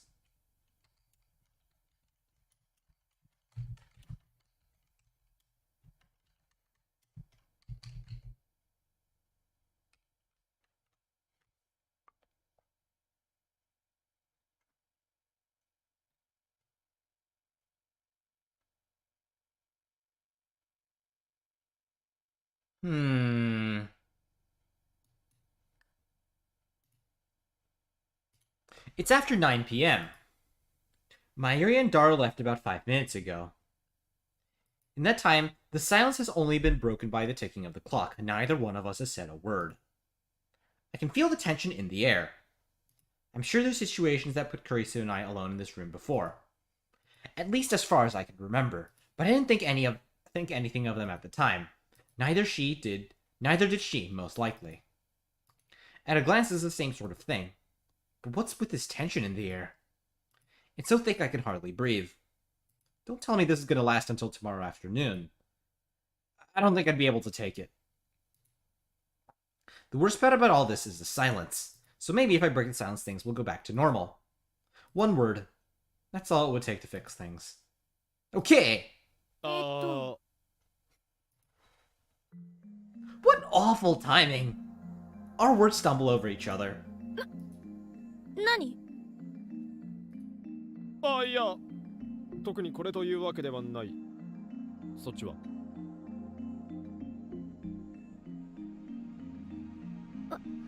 私も特にないんだけど。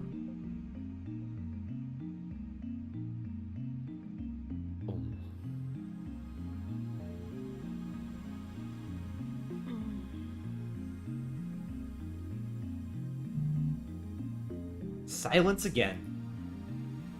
Damn it, why would she start talking when she's got nothing to say? No, she must have been thinking the same thing I was. But our awkward timing ruined any chance at a conversation. There's got to be something we could talk about. what did we talk about till now anyways? Now that I think about it, it's only been about 10 days since we first met. We've talked about time travel, female experiments, and gadgets. In fact, so much of our conversation has been centered around gadgets that we haven't spent any time in casual conversation with one another. Of course, discomfort will arise when we're forced into a situation like this.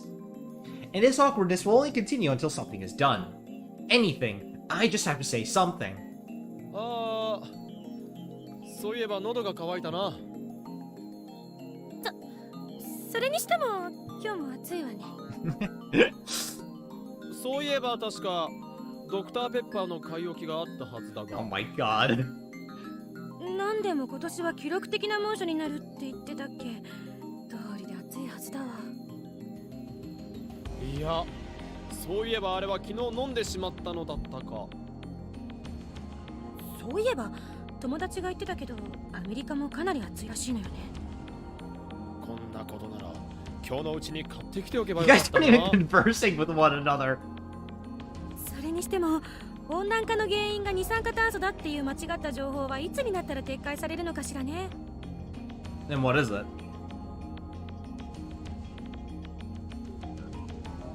Wait, seriously? Then we're fucked. Because if it's something, because carbon dioxide, trees can eat that. But if it's something else, いや、参った。本当参っちゃうわよね。this is all wrong. It almost looks like we're having a conversation, but we're just rambling to ourselves. How long can we monologue like this? There's no way we can keep up until noon tomorrow. None! And why is it so hard to come up with something to talk about all of a sudden? Why don't you just try making a new gadget? There's only one thing I could do in a situation like this.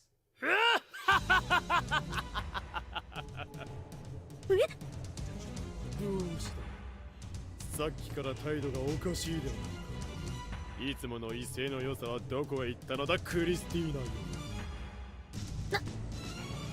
何よ急に。お前に一つ言っておいてや。この法王院教母、狂気のマッドサイエンティストであり、興味の対象は常に研究と実験。さらにそれに伴う結果に世界の支配構造に破壊と混沌をもたらすことにある。いきなり何なんだ。つまり目下のところ俺の興味の対象は科学的思考にのみあり、女であるとか色であるとかそういうことに対する関心は極めて低いと言っているのだ。え、岡部ってもしかしてそっちの人？ What? そっちとはなんだ。だからほらベーコンレタスっていうかブラックリストっていうかブリティッシュライブラリーっていうか。 Oh, it took me a second! It took me a second! はあ？お前は一体何を言っているんだ？ It took me a second to get what she was... だからうほっとかあーとか言わせんな恥ずかしい。 Bacon lettuce. Wait, BL? Yeah, I know. I read that. I reread that a few times. I was like, wait, what? What is that? BL? Wait, boys love? は？恥ずかしいのはお前だ。男と見るとカップリングだなんだと何でもかんでもくっつけたがるこの不女子のおめ。なぜ俺がダルなんぞと。Daro? やめろバカ、想像しちゃっただろうが。バカはお前だ。想像するんじゃない今欲しい。 Oh god, now I'm almost imagining it. 言っとくけど私にその趣味はないかな。だけどあんたってばまゆりみたいな子がそばにいるってのにただの幼馴染だって言うし、それにさっきだって。さっきだといつ俺がそんなな話をしたというのだ。そうじゃなくてさ、あんたと橋田が約束したっていう。約束？ほら言ってたじゃない、一緒に魔法使いになろうって。 Oh. 最近はそういうのに嫌悪感を持ってる男が増えてるって聞いたけど、あれ本当なのかって思って。バカを言え。あれは誰か冗談で勝手に言ったことで、俺はそんな約束を交わした覚えはない。どうだか。 She doesn't believe you. Oh. 本当だ。現に俺はバリバリの肉食系だ。チャンスさえあれば骨の髄までしゃぶり尽くしてやるほどのな。チャンスさえあれば。あ、 Oh my god. 骨の髄まで。 Creaser wordlessly slid away from me. Oh! How could this happen while I was trying to soothe her anxieties? Me thinks this girl is a little too nervous. さっきと言ってること全然違う。待て。今のは言われたから答えただけで、そういうつもりではないぞ。肉食を自慢する男の人って。とにかく落ち着け。これ以上離れると。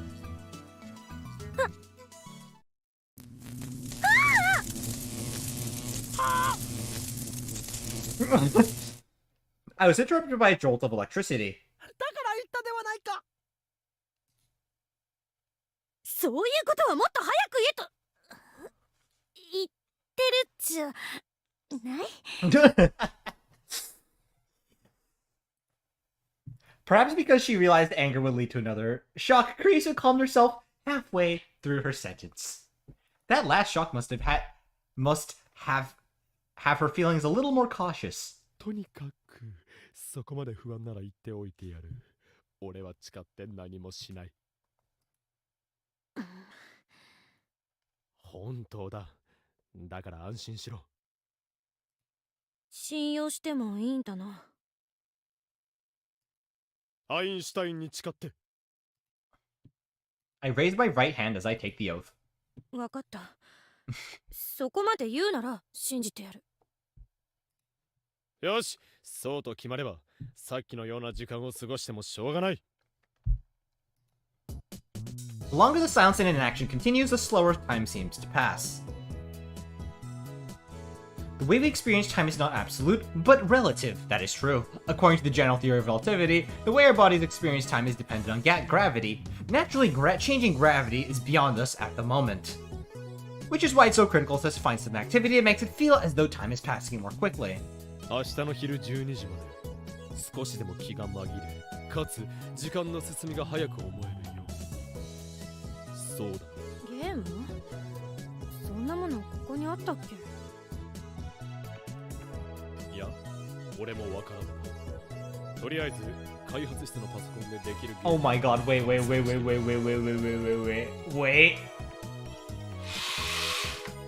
With that, I persuaded Crazy to look for a game with me. And なんだこれは。エロゲしか置いてないではないか。Dara's. We discovered an assortment of the game with very adult cover art. There was no end to them. If he can afford these games, he should be able to afford to donate to the lab.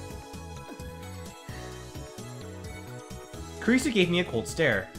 違う、これは俺のではない、全部誰のだ。 Kurisu slides 30 centimeters away from me. There's no way I could play with any of these with her. そうだな。考えてみれば、二人モニターの前に並んでパソコンでゲームというのもおかしな話だ。Really, I used to do that all the time when I was a kid with my friends. We have to have something else.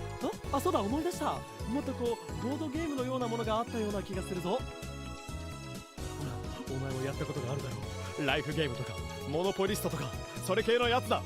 Monopoly? Alive? What is that a reference to? そうね。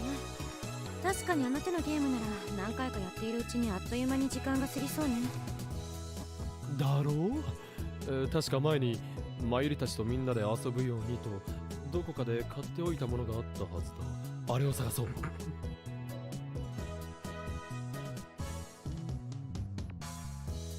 We searched the laboratory for a board game this time. And we found... これはツイスターではないか。 Oh my god. Really? You have to know what Twister is. It's a game where you put your hands on feet on randomly chosen colored squares and basically get intertwined with the other... Oh my god. Other players. So what is it doing here?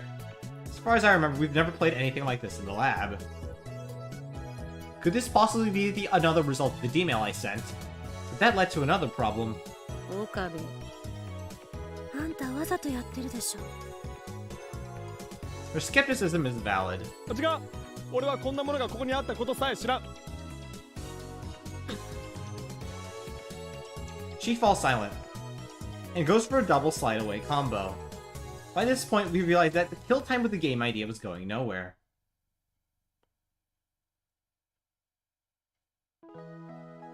So instead we went to a convenience store to get some snacks and ended up standing around there reading manga and magazines until about midnight.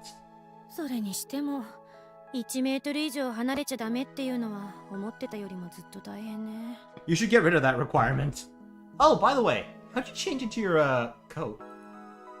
She's not kidding. Staying close was especially hard outside, where simply walking out of step with each other could lead to a sudden shock. I thought it was 1 meter, though, which is... The convenience store was nearly as tough. It's easy to separate if one person sees something and catches their interest and the other doesn't notice and takes a couple steps forward. We suffered more than a few shocks that way, which made the staff very suspicious of us. 普通に日常生活に支障をきたすレベルだな。商品化するとしたら改良する必要があるわね。 Yeah. クリスティーナよ、お前この状況でまだそんなことを考えているのか。当たり前でしょ。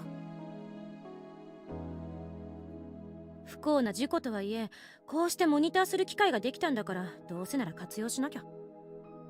The experience is still valuable research. Sure. じゃないと、何のために嫌な思いまでしてこんな状況に甘んじてるんだかわかんないでしょうが。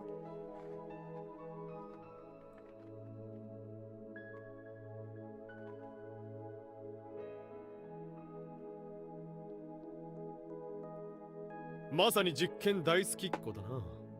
またの名を実験バカとも言う。あら、科学者としては普通のことよ。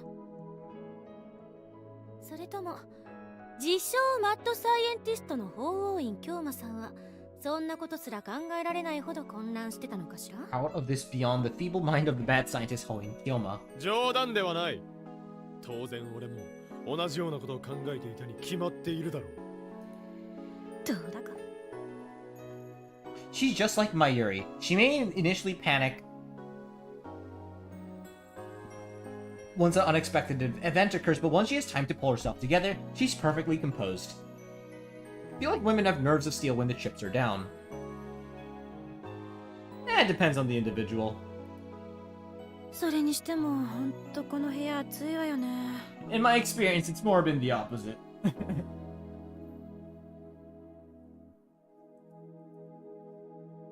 Well, that's not true either. There are always exceptions. Like, you can always say something, but there's always going to be some bullshit exception flying out of nowhere.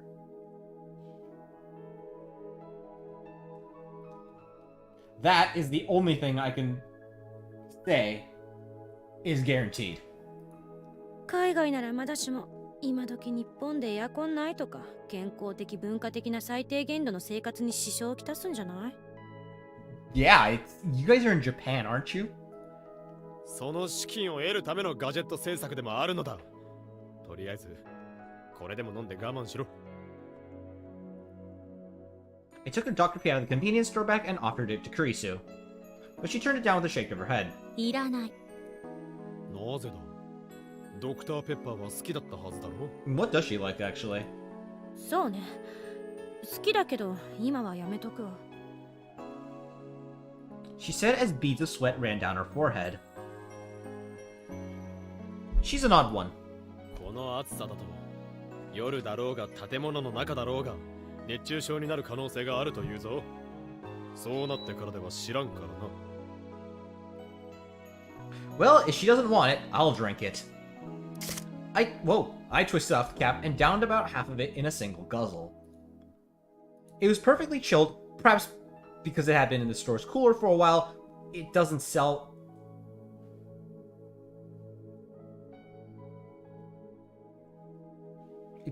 very well, and tasted delicious. What? I feel like that was a bit of a typo. The tension in the air after our first shock and the weird feeling that had lasted until just a few minutes ago had both completely evaporated. At this rate, we should have no problem making it to tomorrow afternoon.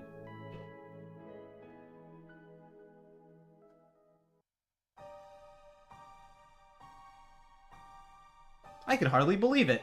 I hoped for the rest of our time would fly by without incident, but such was not the case. It was just after 2 a.m. I never could have imagined it would come over me so suddenly. What can I do? Karisu's right next to me reading an article written in English. I look at her.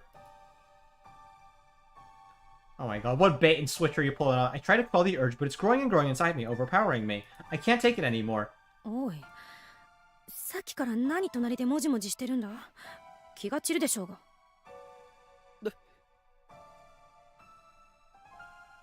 That'll work, I took her hand. 何？何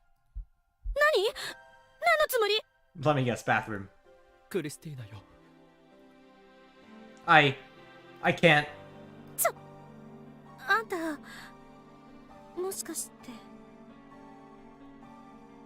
I didn't need to say a word for her to understand my desire. She's a sharp woman. I nodded slowly and firmly. お前がドクターペッパーを飲まなかった理由が今わかった。やっぱりか！トイレか！もう飲んじゃったのか！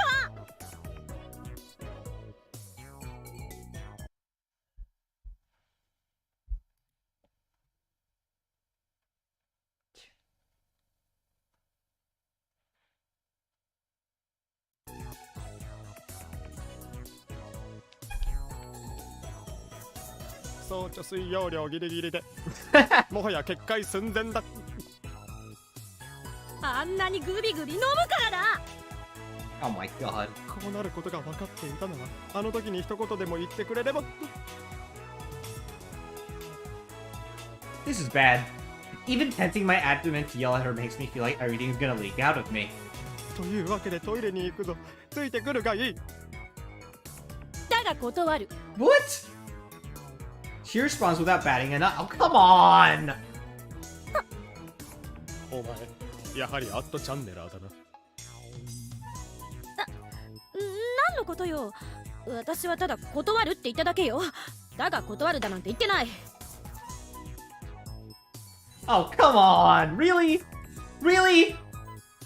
She can be surprisingly foolish at times, what can I say? 語るに落ちたな。アットチャンネラーでないのになぜだが断るがアットちゃん用語だと知っている。天才少女マキセクリスはアットチャンネラーである。この情報をマスコミは買ってくれるだろうか。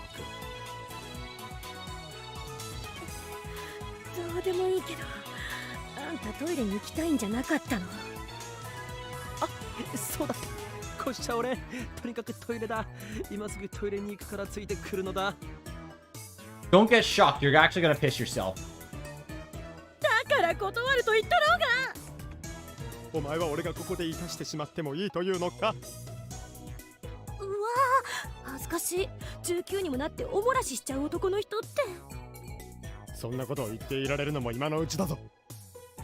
ひとたび俺の体がエクスプロージョンを起こせば What the fuck, dude? ないことになるんだぞ。分かっているのか。それともあれか。まさかそういう性癖なのか。それは度合いで言うとかなりの変態具合だぞ。冗談も大概にしろ。誰もそんな趣味持っとらんわ。 Oh my god, don't tell me they're gonna get shocked. With every word, I get closer and closer to my limit. I twist my body to the right and left and made one final agonized だ appeal. ったらなぜそう固くなに断る。それでお前に何の得があるというのだ。あんたね、人に物を頼むときは頼み方ってもんがあるでしょうが。一緒に来てください。お願いします。最初からそう言えばいい。 I couldn't listen to her any longer. I dragged her to the bathroom and left her on the other side of the closed door. I made it. Fortunately, even with the door between us, we're within a 1 meter radius of each other. If we weren't, an electric shock would have torn through my body, releasing what was inside it and spelling the end of the world. 早くしてよね。 She didn't have to tell me twice. 聞くなよ。誰が聞くか。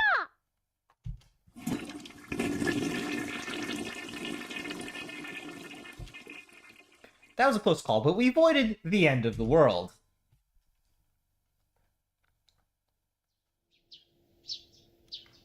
They say even the longest night has an end. And the rays of dawn spilling into the lab lend credence to that. Sunlight bestows blessings upon the world and hope upon its people. I wonder if I would appreciate the sun as much as I not... I wonder if I would appreciate the sun as much had I not wanted so desperately for it to rise. Finally, 6 a.m. came. なあ、試しに D メールを送ってみないか。何言ってんのよ。忘れたの？ D メールが送れるのは昼を過ぎてからでしょ。当然忘れてなどいない。しかし、万が一ということもあるじゃないか。どうせ、俺たちにはこのまま手をこまねいて待っているしかやることがないのだ。試してみる。まあ、そうね。もしもそれで遅れたら儲けものかもしれないわよね。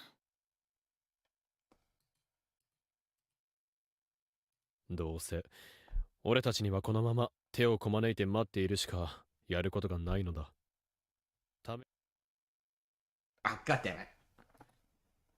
We agreed to write and send an email.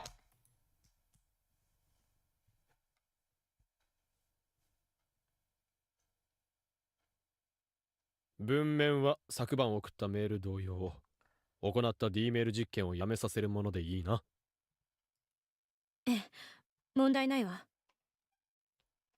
よし。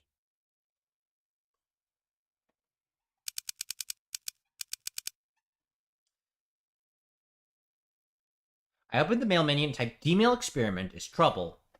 I adjusted the wording slightly because spending one night with Kurisu made it clear that the number 12 impact had an even more troubling impact than initially thought. I want to get out of this predicament as soon as possible. That's how exhausting the last 12 hours were to Kurisu and I. では行くぞ。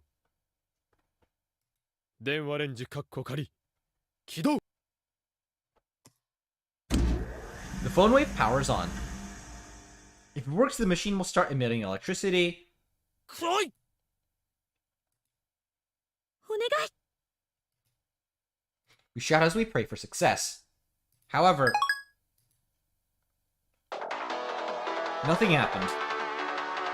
There's no feeling of dizziness, no strange sensation of the world turning around. The only thing we heard was a familiar ding that tells you your food is microwaved. Ugh. I checked my right wrist to be sure. Lo and behold, number 12 was still firmly affixed. やはりダメか。分かっていたこととはいえ、やっぱり落胆は大きいわね。しかしだからといって、このまま手をこまねいていたところで、時間が過ぎるのをただ無意に待つだけだ。そうね。また後で挑戦してみましょう。ああ。We have nothing to lose, and if we succeed, we're golden.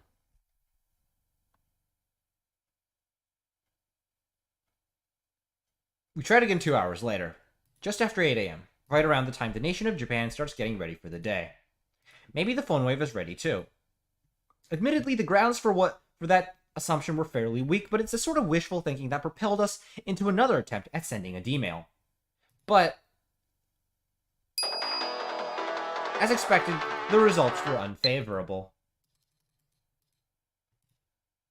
次は1時間後の9時にやりましょう。ああ。I'm predicting it just now. The band is gonna come off like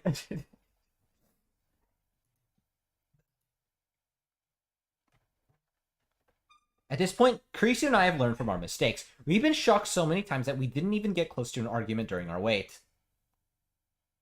After this, we tried sending a D-mail every hour on the hour at 9, 10, 11 o'clock. You'd think we might just wait until noon, but we were stubborn since we'd already made so many attempts.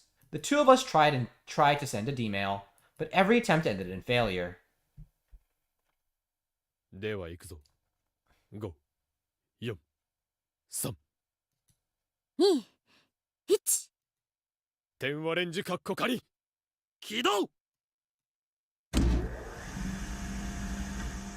I hit the send button on my phone for the 6th time today.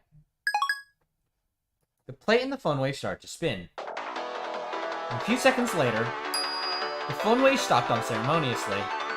A noon D-mail attempt failed. そんな Oh, if you've played the original game, I know why. I know why. It's because it's Sunday. Wait a second. Oh, it's because Mr. Braun's on vacation. Oh, you guys don't.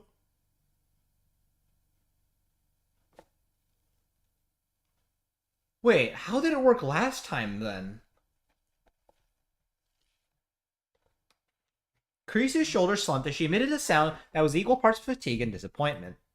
まあ仕方あるまい。そもそも送信できるのは12時くらいからというだけで、きっちり12時に遅れるわけではないのだ。そうか。あ、でも次はきっと大丈夫よね。だって今までの実験だと少なくとも13時には確実に遅れるようになってるんだし。あ、そういうことだ。I don't know why our Gmail rules are so inaccurate, but I really don't care right now. It's because it's dependent on the giant 42-inch CRT downstairs. I just want to be able to change things. Ay, ay, ay.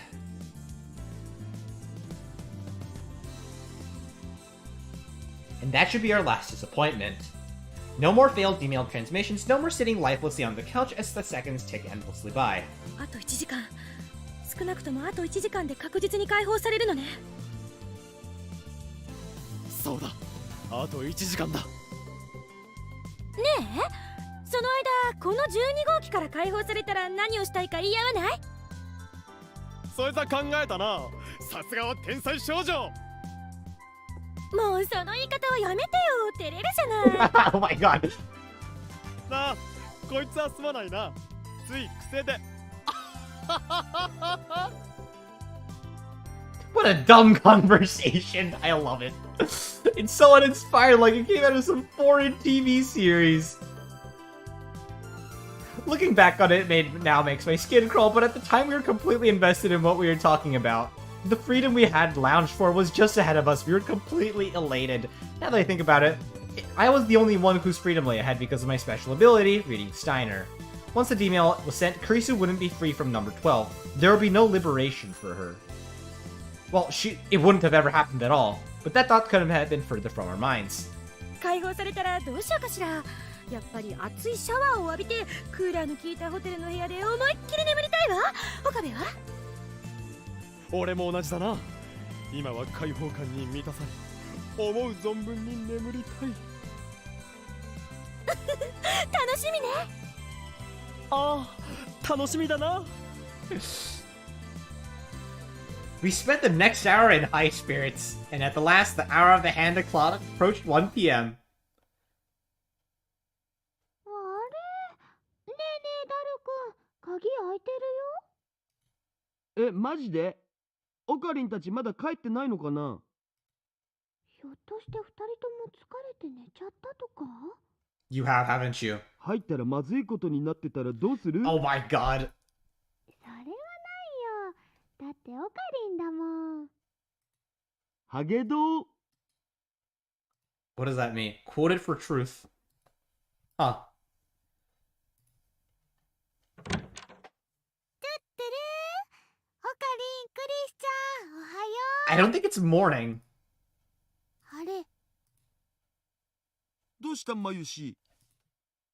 オカリンとクリスちゃん Oh が。 my god. おんや？二人ともどうしたん？なんか燃え尽きちまったボクサーみたいになってるんですけど。おーい、オカリン、クリスちゃん。どうして？あれ？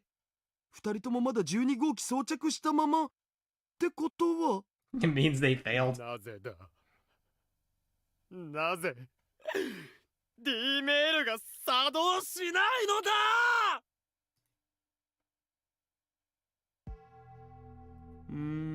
いろいろ調べてはみたけど、やっぱどこも壊れてないと思われ。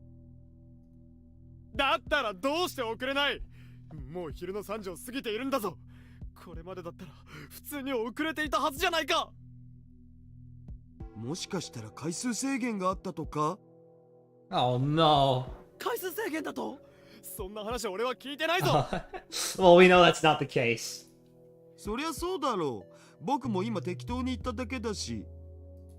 つうか、まあ普通に物理的現象として考えたらそんなことあるはずないんだけどさ。だったら何が原因なのだ？だからわからんて。This is actually kind of bad news, though, I am gonna say. It was just about 1 p.m. when we excitedly sent the D-mail that would liberate us from number 12. But tragically, the D-mail wasn't sent back in time, it didn't change the past, and we have no idea why. Because the 42-inch CRT downstairs, no matter how many times we tried, the only response we received from the phone wave was its ordinary ding. It didn't shoot out electricity, let alone change the past. Holy fucking shit. The greater one's expectation, the more brutal the betrayal. By the end, the two of us were running on empty. We were so spent that we didn't even notice that Dara and Mayuri had came in for quite some time. 私もう一回やってみる。そうだな。This time we'll succeed. How many times have I thought that in this past hour?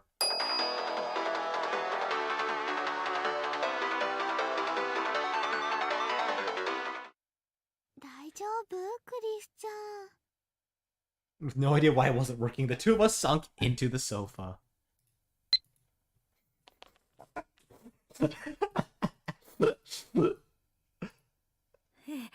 大丈夫よって言いたいところだけど、さすがにちょっと無理かも。Can't do a thing about this. Dara and Kurisu couldn't figure out why it wasn't working, so we're completely beaten. これはもう D メールを送って過去を変えるのは諦めた方がいいかもしれんね。What do we do about... それじゃあオカリンとクリスちゃんはこのままになっちゃうの？しばらくの間はそういうことになると思われ。しばらくってどれくらい？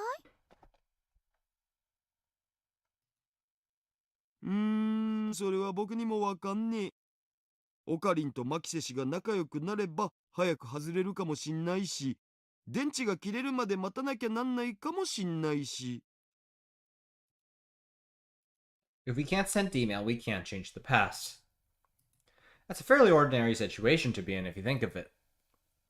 After all, we never knew it was possible to send an email into the past until a few days ago. But it's different now. Changing the past, now that I've tasted the forbidden fruit, I assume that any mistake could be undone with some time manipulation. I thought that the ability to send email was a given. I'd subconsciously taken it for granted, but the idea just lies shattered on the ground. The absolute fatigue that comes with being awake for an entire day, and the utter despair that comes with being proven completely wrong combined within me. That cruel cocktail left Kurisu and me barely holding on to what remained of our sanity. At that moment, the front door suddenly flew in and someone came in. こんちは。 Suzuha walked in with a voice brimming with energy. あ、すずさん。てってるー。シーのまより。てってるー。 Oh my god, the Tuturu virus is spreading. She looks around the room, giving her head a slight tilt as she captures me and Kurisu in her sights. どうしたの？なんかみんな深刻な顔しちゃってるけど。誰くんが驚かしちゃったから、オカリンとクリスちゃんが離れられなくなって大変なのです。なんかよくわかんないけど、困った状況なんだろうなってのはよくわかった。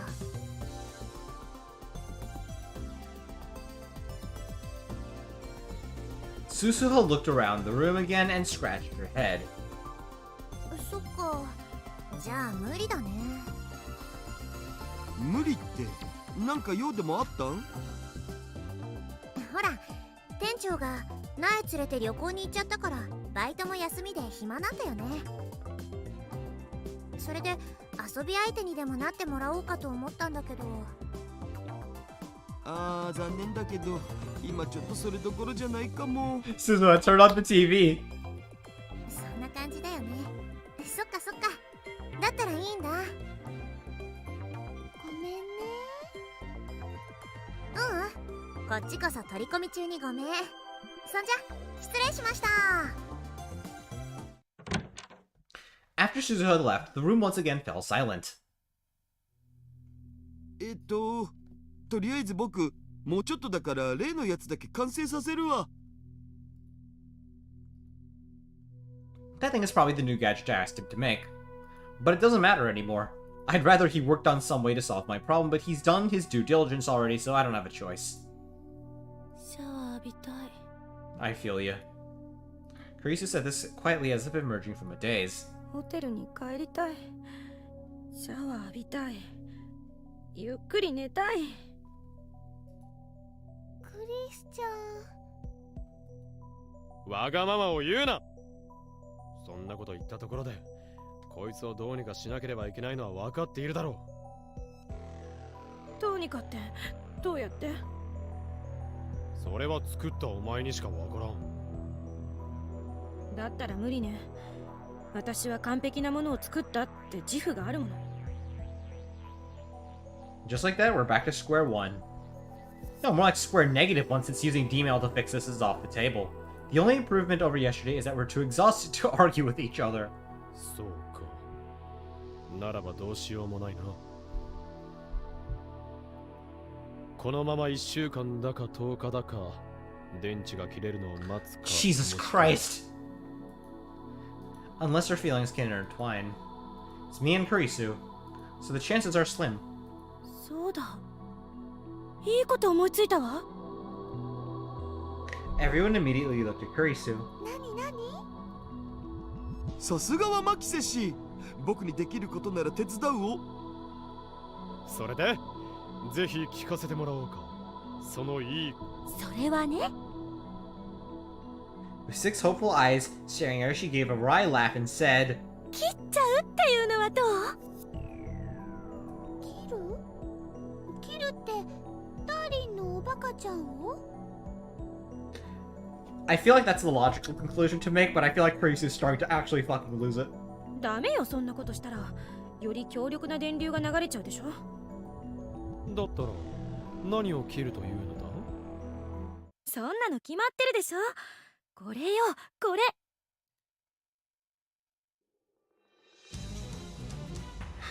With a smile on her face, Kurisu slowly raised her left arm. So this is where this sprite comes from. And in her hand, she held my right arm. これをこの辺りでチョキって切っちゃえば外れるのを待たなくてもいいでしょ。 Well, what the hell is she talking about? どういうことかな。ダル君わかる？ They're going crazy. マキセ氏、ヤンデレが来たー。 Oh god, there's so much I could say about the about the okay, no, this is not true. This is not true. It's specifically due. This is oversimplified. This is not true. I'm really sick of the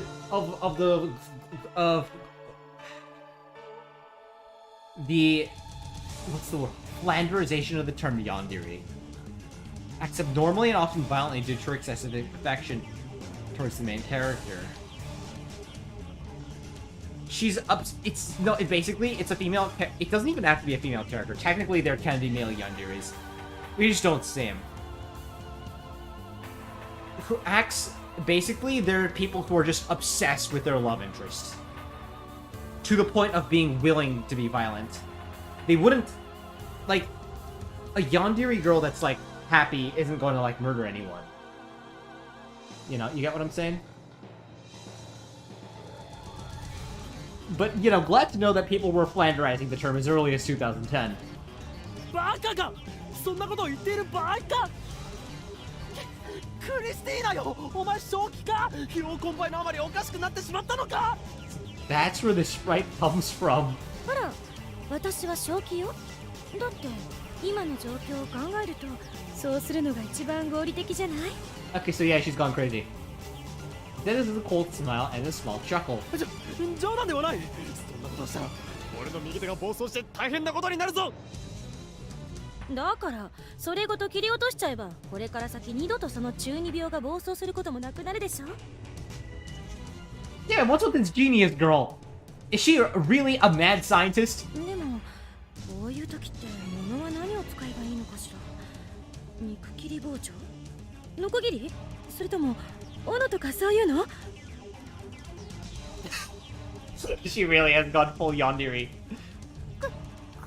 ちゃん、どうしちゃったの？グロ注意。 Oh my god. そんな悠長なことを言っている場合ではない。ダル、この女を何とかしろ。 Ixnay?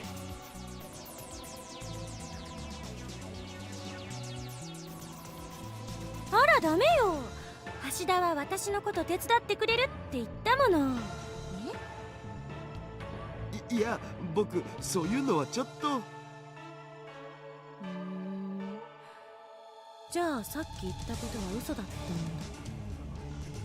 の？ What the hell is going on? Taro seems to crumple under Kurisu's stinging gaze. I could tell that he was sweating from every pore. Despite the lack of air conditioning, it feels as though the temperature in the room suddenly dropped below freezing. How do we get here? Have the events of the last 24 hours really driven her insane? It would seem so. まあいいわ。とりあえずさっさと始めちゃいましょう。始めるって？だから言ったでしょ。切るの。What the hell is actually going on? She wore a look of ecstatic glee, a complete reversal from just a few minutes ago. Yeah, she's actually lost it. But that smile sent chills down my spine. まだクリスティーナ、冷静になろう。な、話せばわかる。お前は今ちょっと疲れてるんだ。とにかく落ち着け。冗談。冗談よ。そんなことするわけないでしょ。何真剣になってるんだか。Yeah? 冗談って？だから冗談は冗談だってば。いくらなんでもそんなことできるわけないでしょ。 I mean, you seem to be going a little crazy, so yeah. クリスちゃんはおかしくなってない？ Good acting. ごめんね、まより。驚かしちゃった。She smiles. くっさむー。こんな時に何という冗談を言うのだ。危うく本気に仕掛けただろうが。Zap. こんな時だからこそこんな冗談でも言ってないと心が折れちゃいそうだったのよ。それとも何？自称狂気のマッドサイエンティストさんは今ので怖くなって震え上がっちゃったとか？それこそ冗談だな。あの程度の狂気性など俺からしてみれば赤ん坊が泣いているにも等しい。そんなこと言って顔面蒼白になってたのは誰かしら？ This guy. Kurisu's... Dang. This feels more like the Kurisu we know and love. Dang, okay, that's kind of funny. ダル、言われてるぞ。お前のことを言っとるんだ。ねえ、二人ともそんなに怒ったらまたビリビリ来ちゃうよ。その心配はなさそうだおまゆし。Hmm? どうして？だってほら、二人ともしっかり手つないでるし。あ、本当だ。We picked up a horrible habit. When we start getting into an argument, we hold hands. Oh my god. It had been trained into us since last night. Just like Pavlov's dog if we were trained to avoid electric shocks. Desperation does strange things to people. I also had the option to trick myself into believing that the pain from the electrical shot was pleasurable, but I feared that might lead to some issues down the line, so I took the lesser of two evils. いいわ。 Kurisu stood up as if she made a decision. いつまでもここでこうしていたってどうしようもないってことは痛いほど分かったわ。とにかく今、私たちに必要なのは睡眠と休息。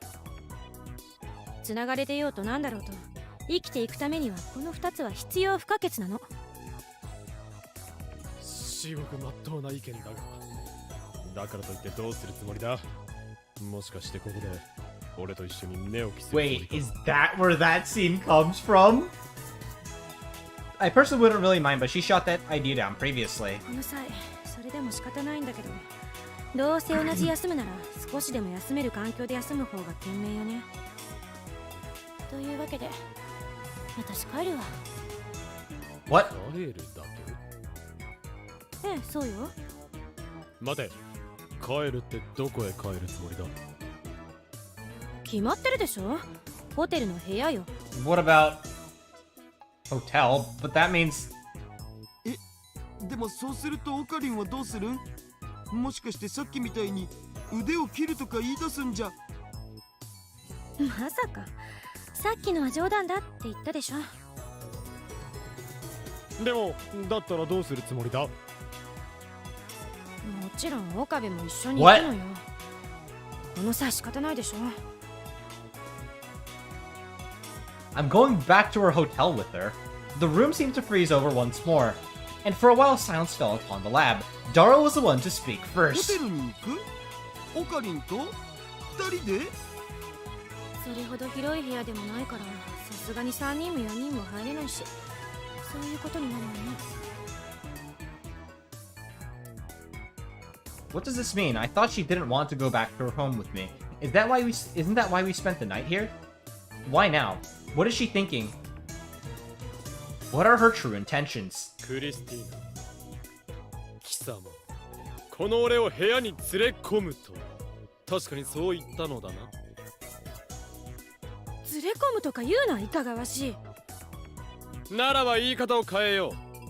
貴様、俺を自らの根城に誘い込んでどうするつもりだ？ Secret base? そうか、分かったぞ。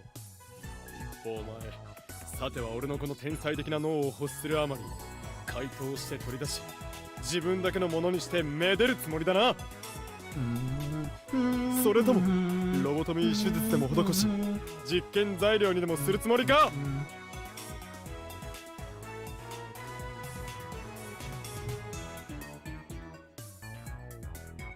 There are cases where this technique has cured mental disorders. Yeah, I honestly was so curious, like...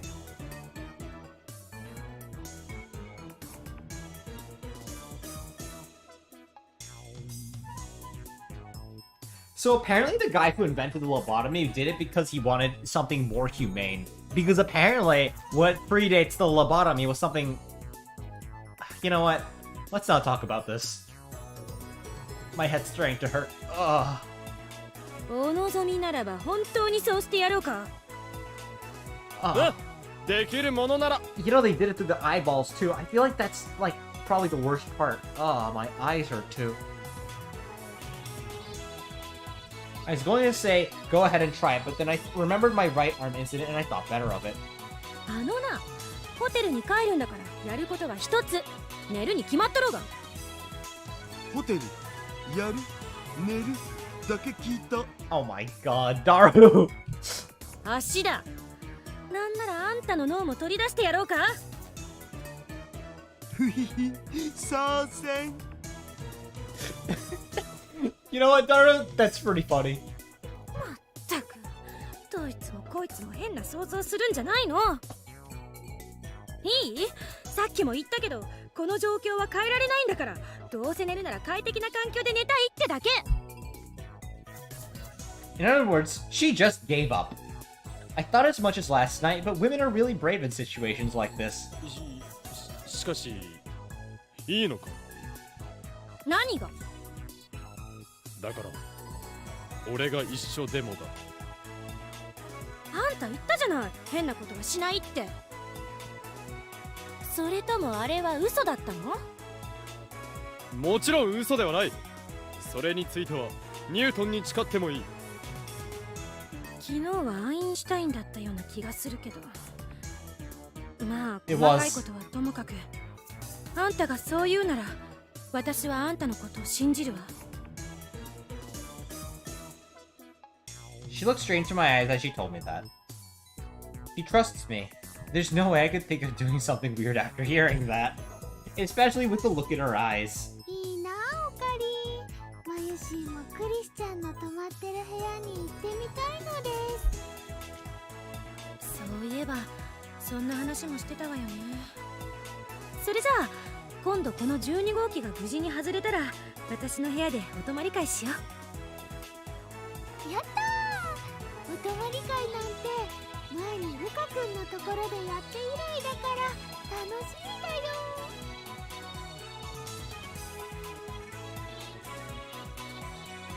何？マユリ、お前ルカ子のところに泊まったのか？泊まったよ。待て、俺はそんな話聞いていないぞ。あれ、話してなかったっけ？ああ、そっか。その頃ちょうどオカリンなんだか忙しそうにしてたから言ってなかったかも。一応確認しておくんが、ルカ子は男のままだよな。Could he have miraculously changed sexes somehow? そうだよ。I guess not. そのことは親には言ったのか？ルカ君のところならいいよって。ルカ子のところになら。ということは、お前の親はルカ子と会ったことがあるのか？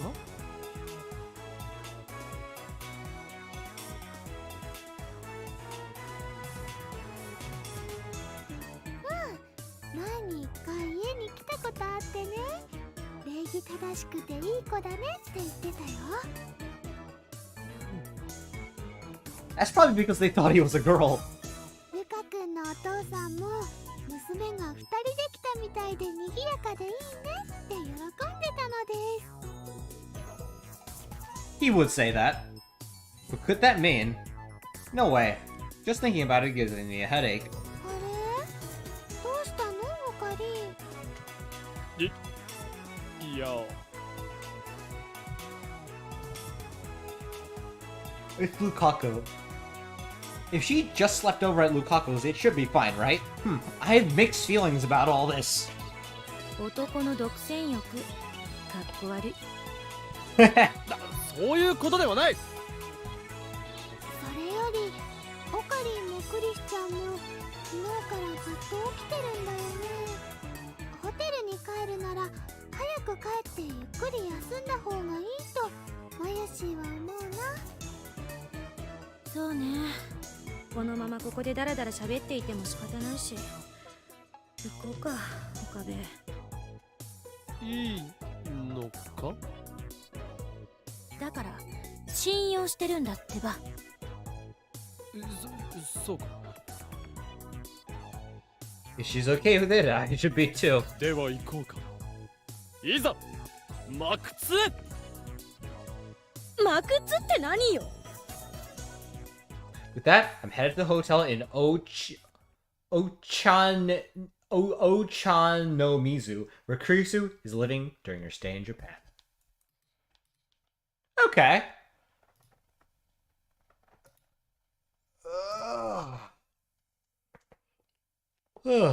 I feel like that's a good place to leave it off for today.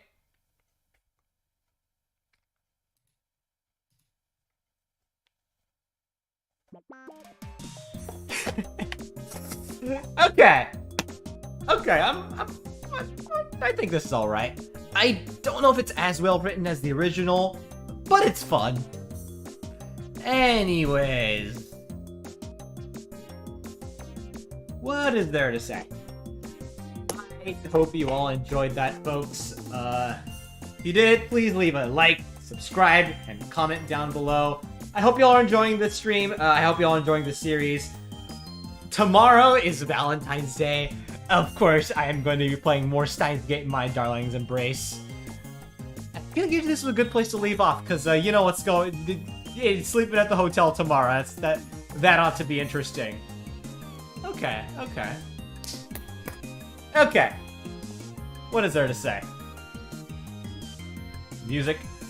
Oh my god, I have to clear up all the copyright claims. It's not hard, it's just tedious. Anyways, the sky's up, and you guys are awesome. I will see you all in the next episode. Bye-bye!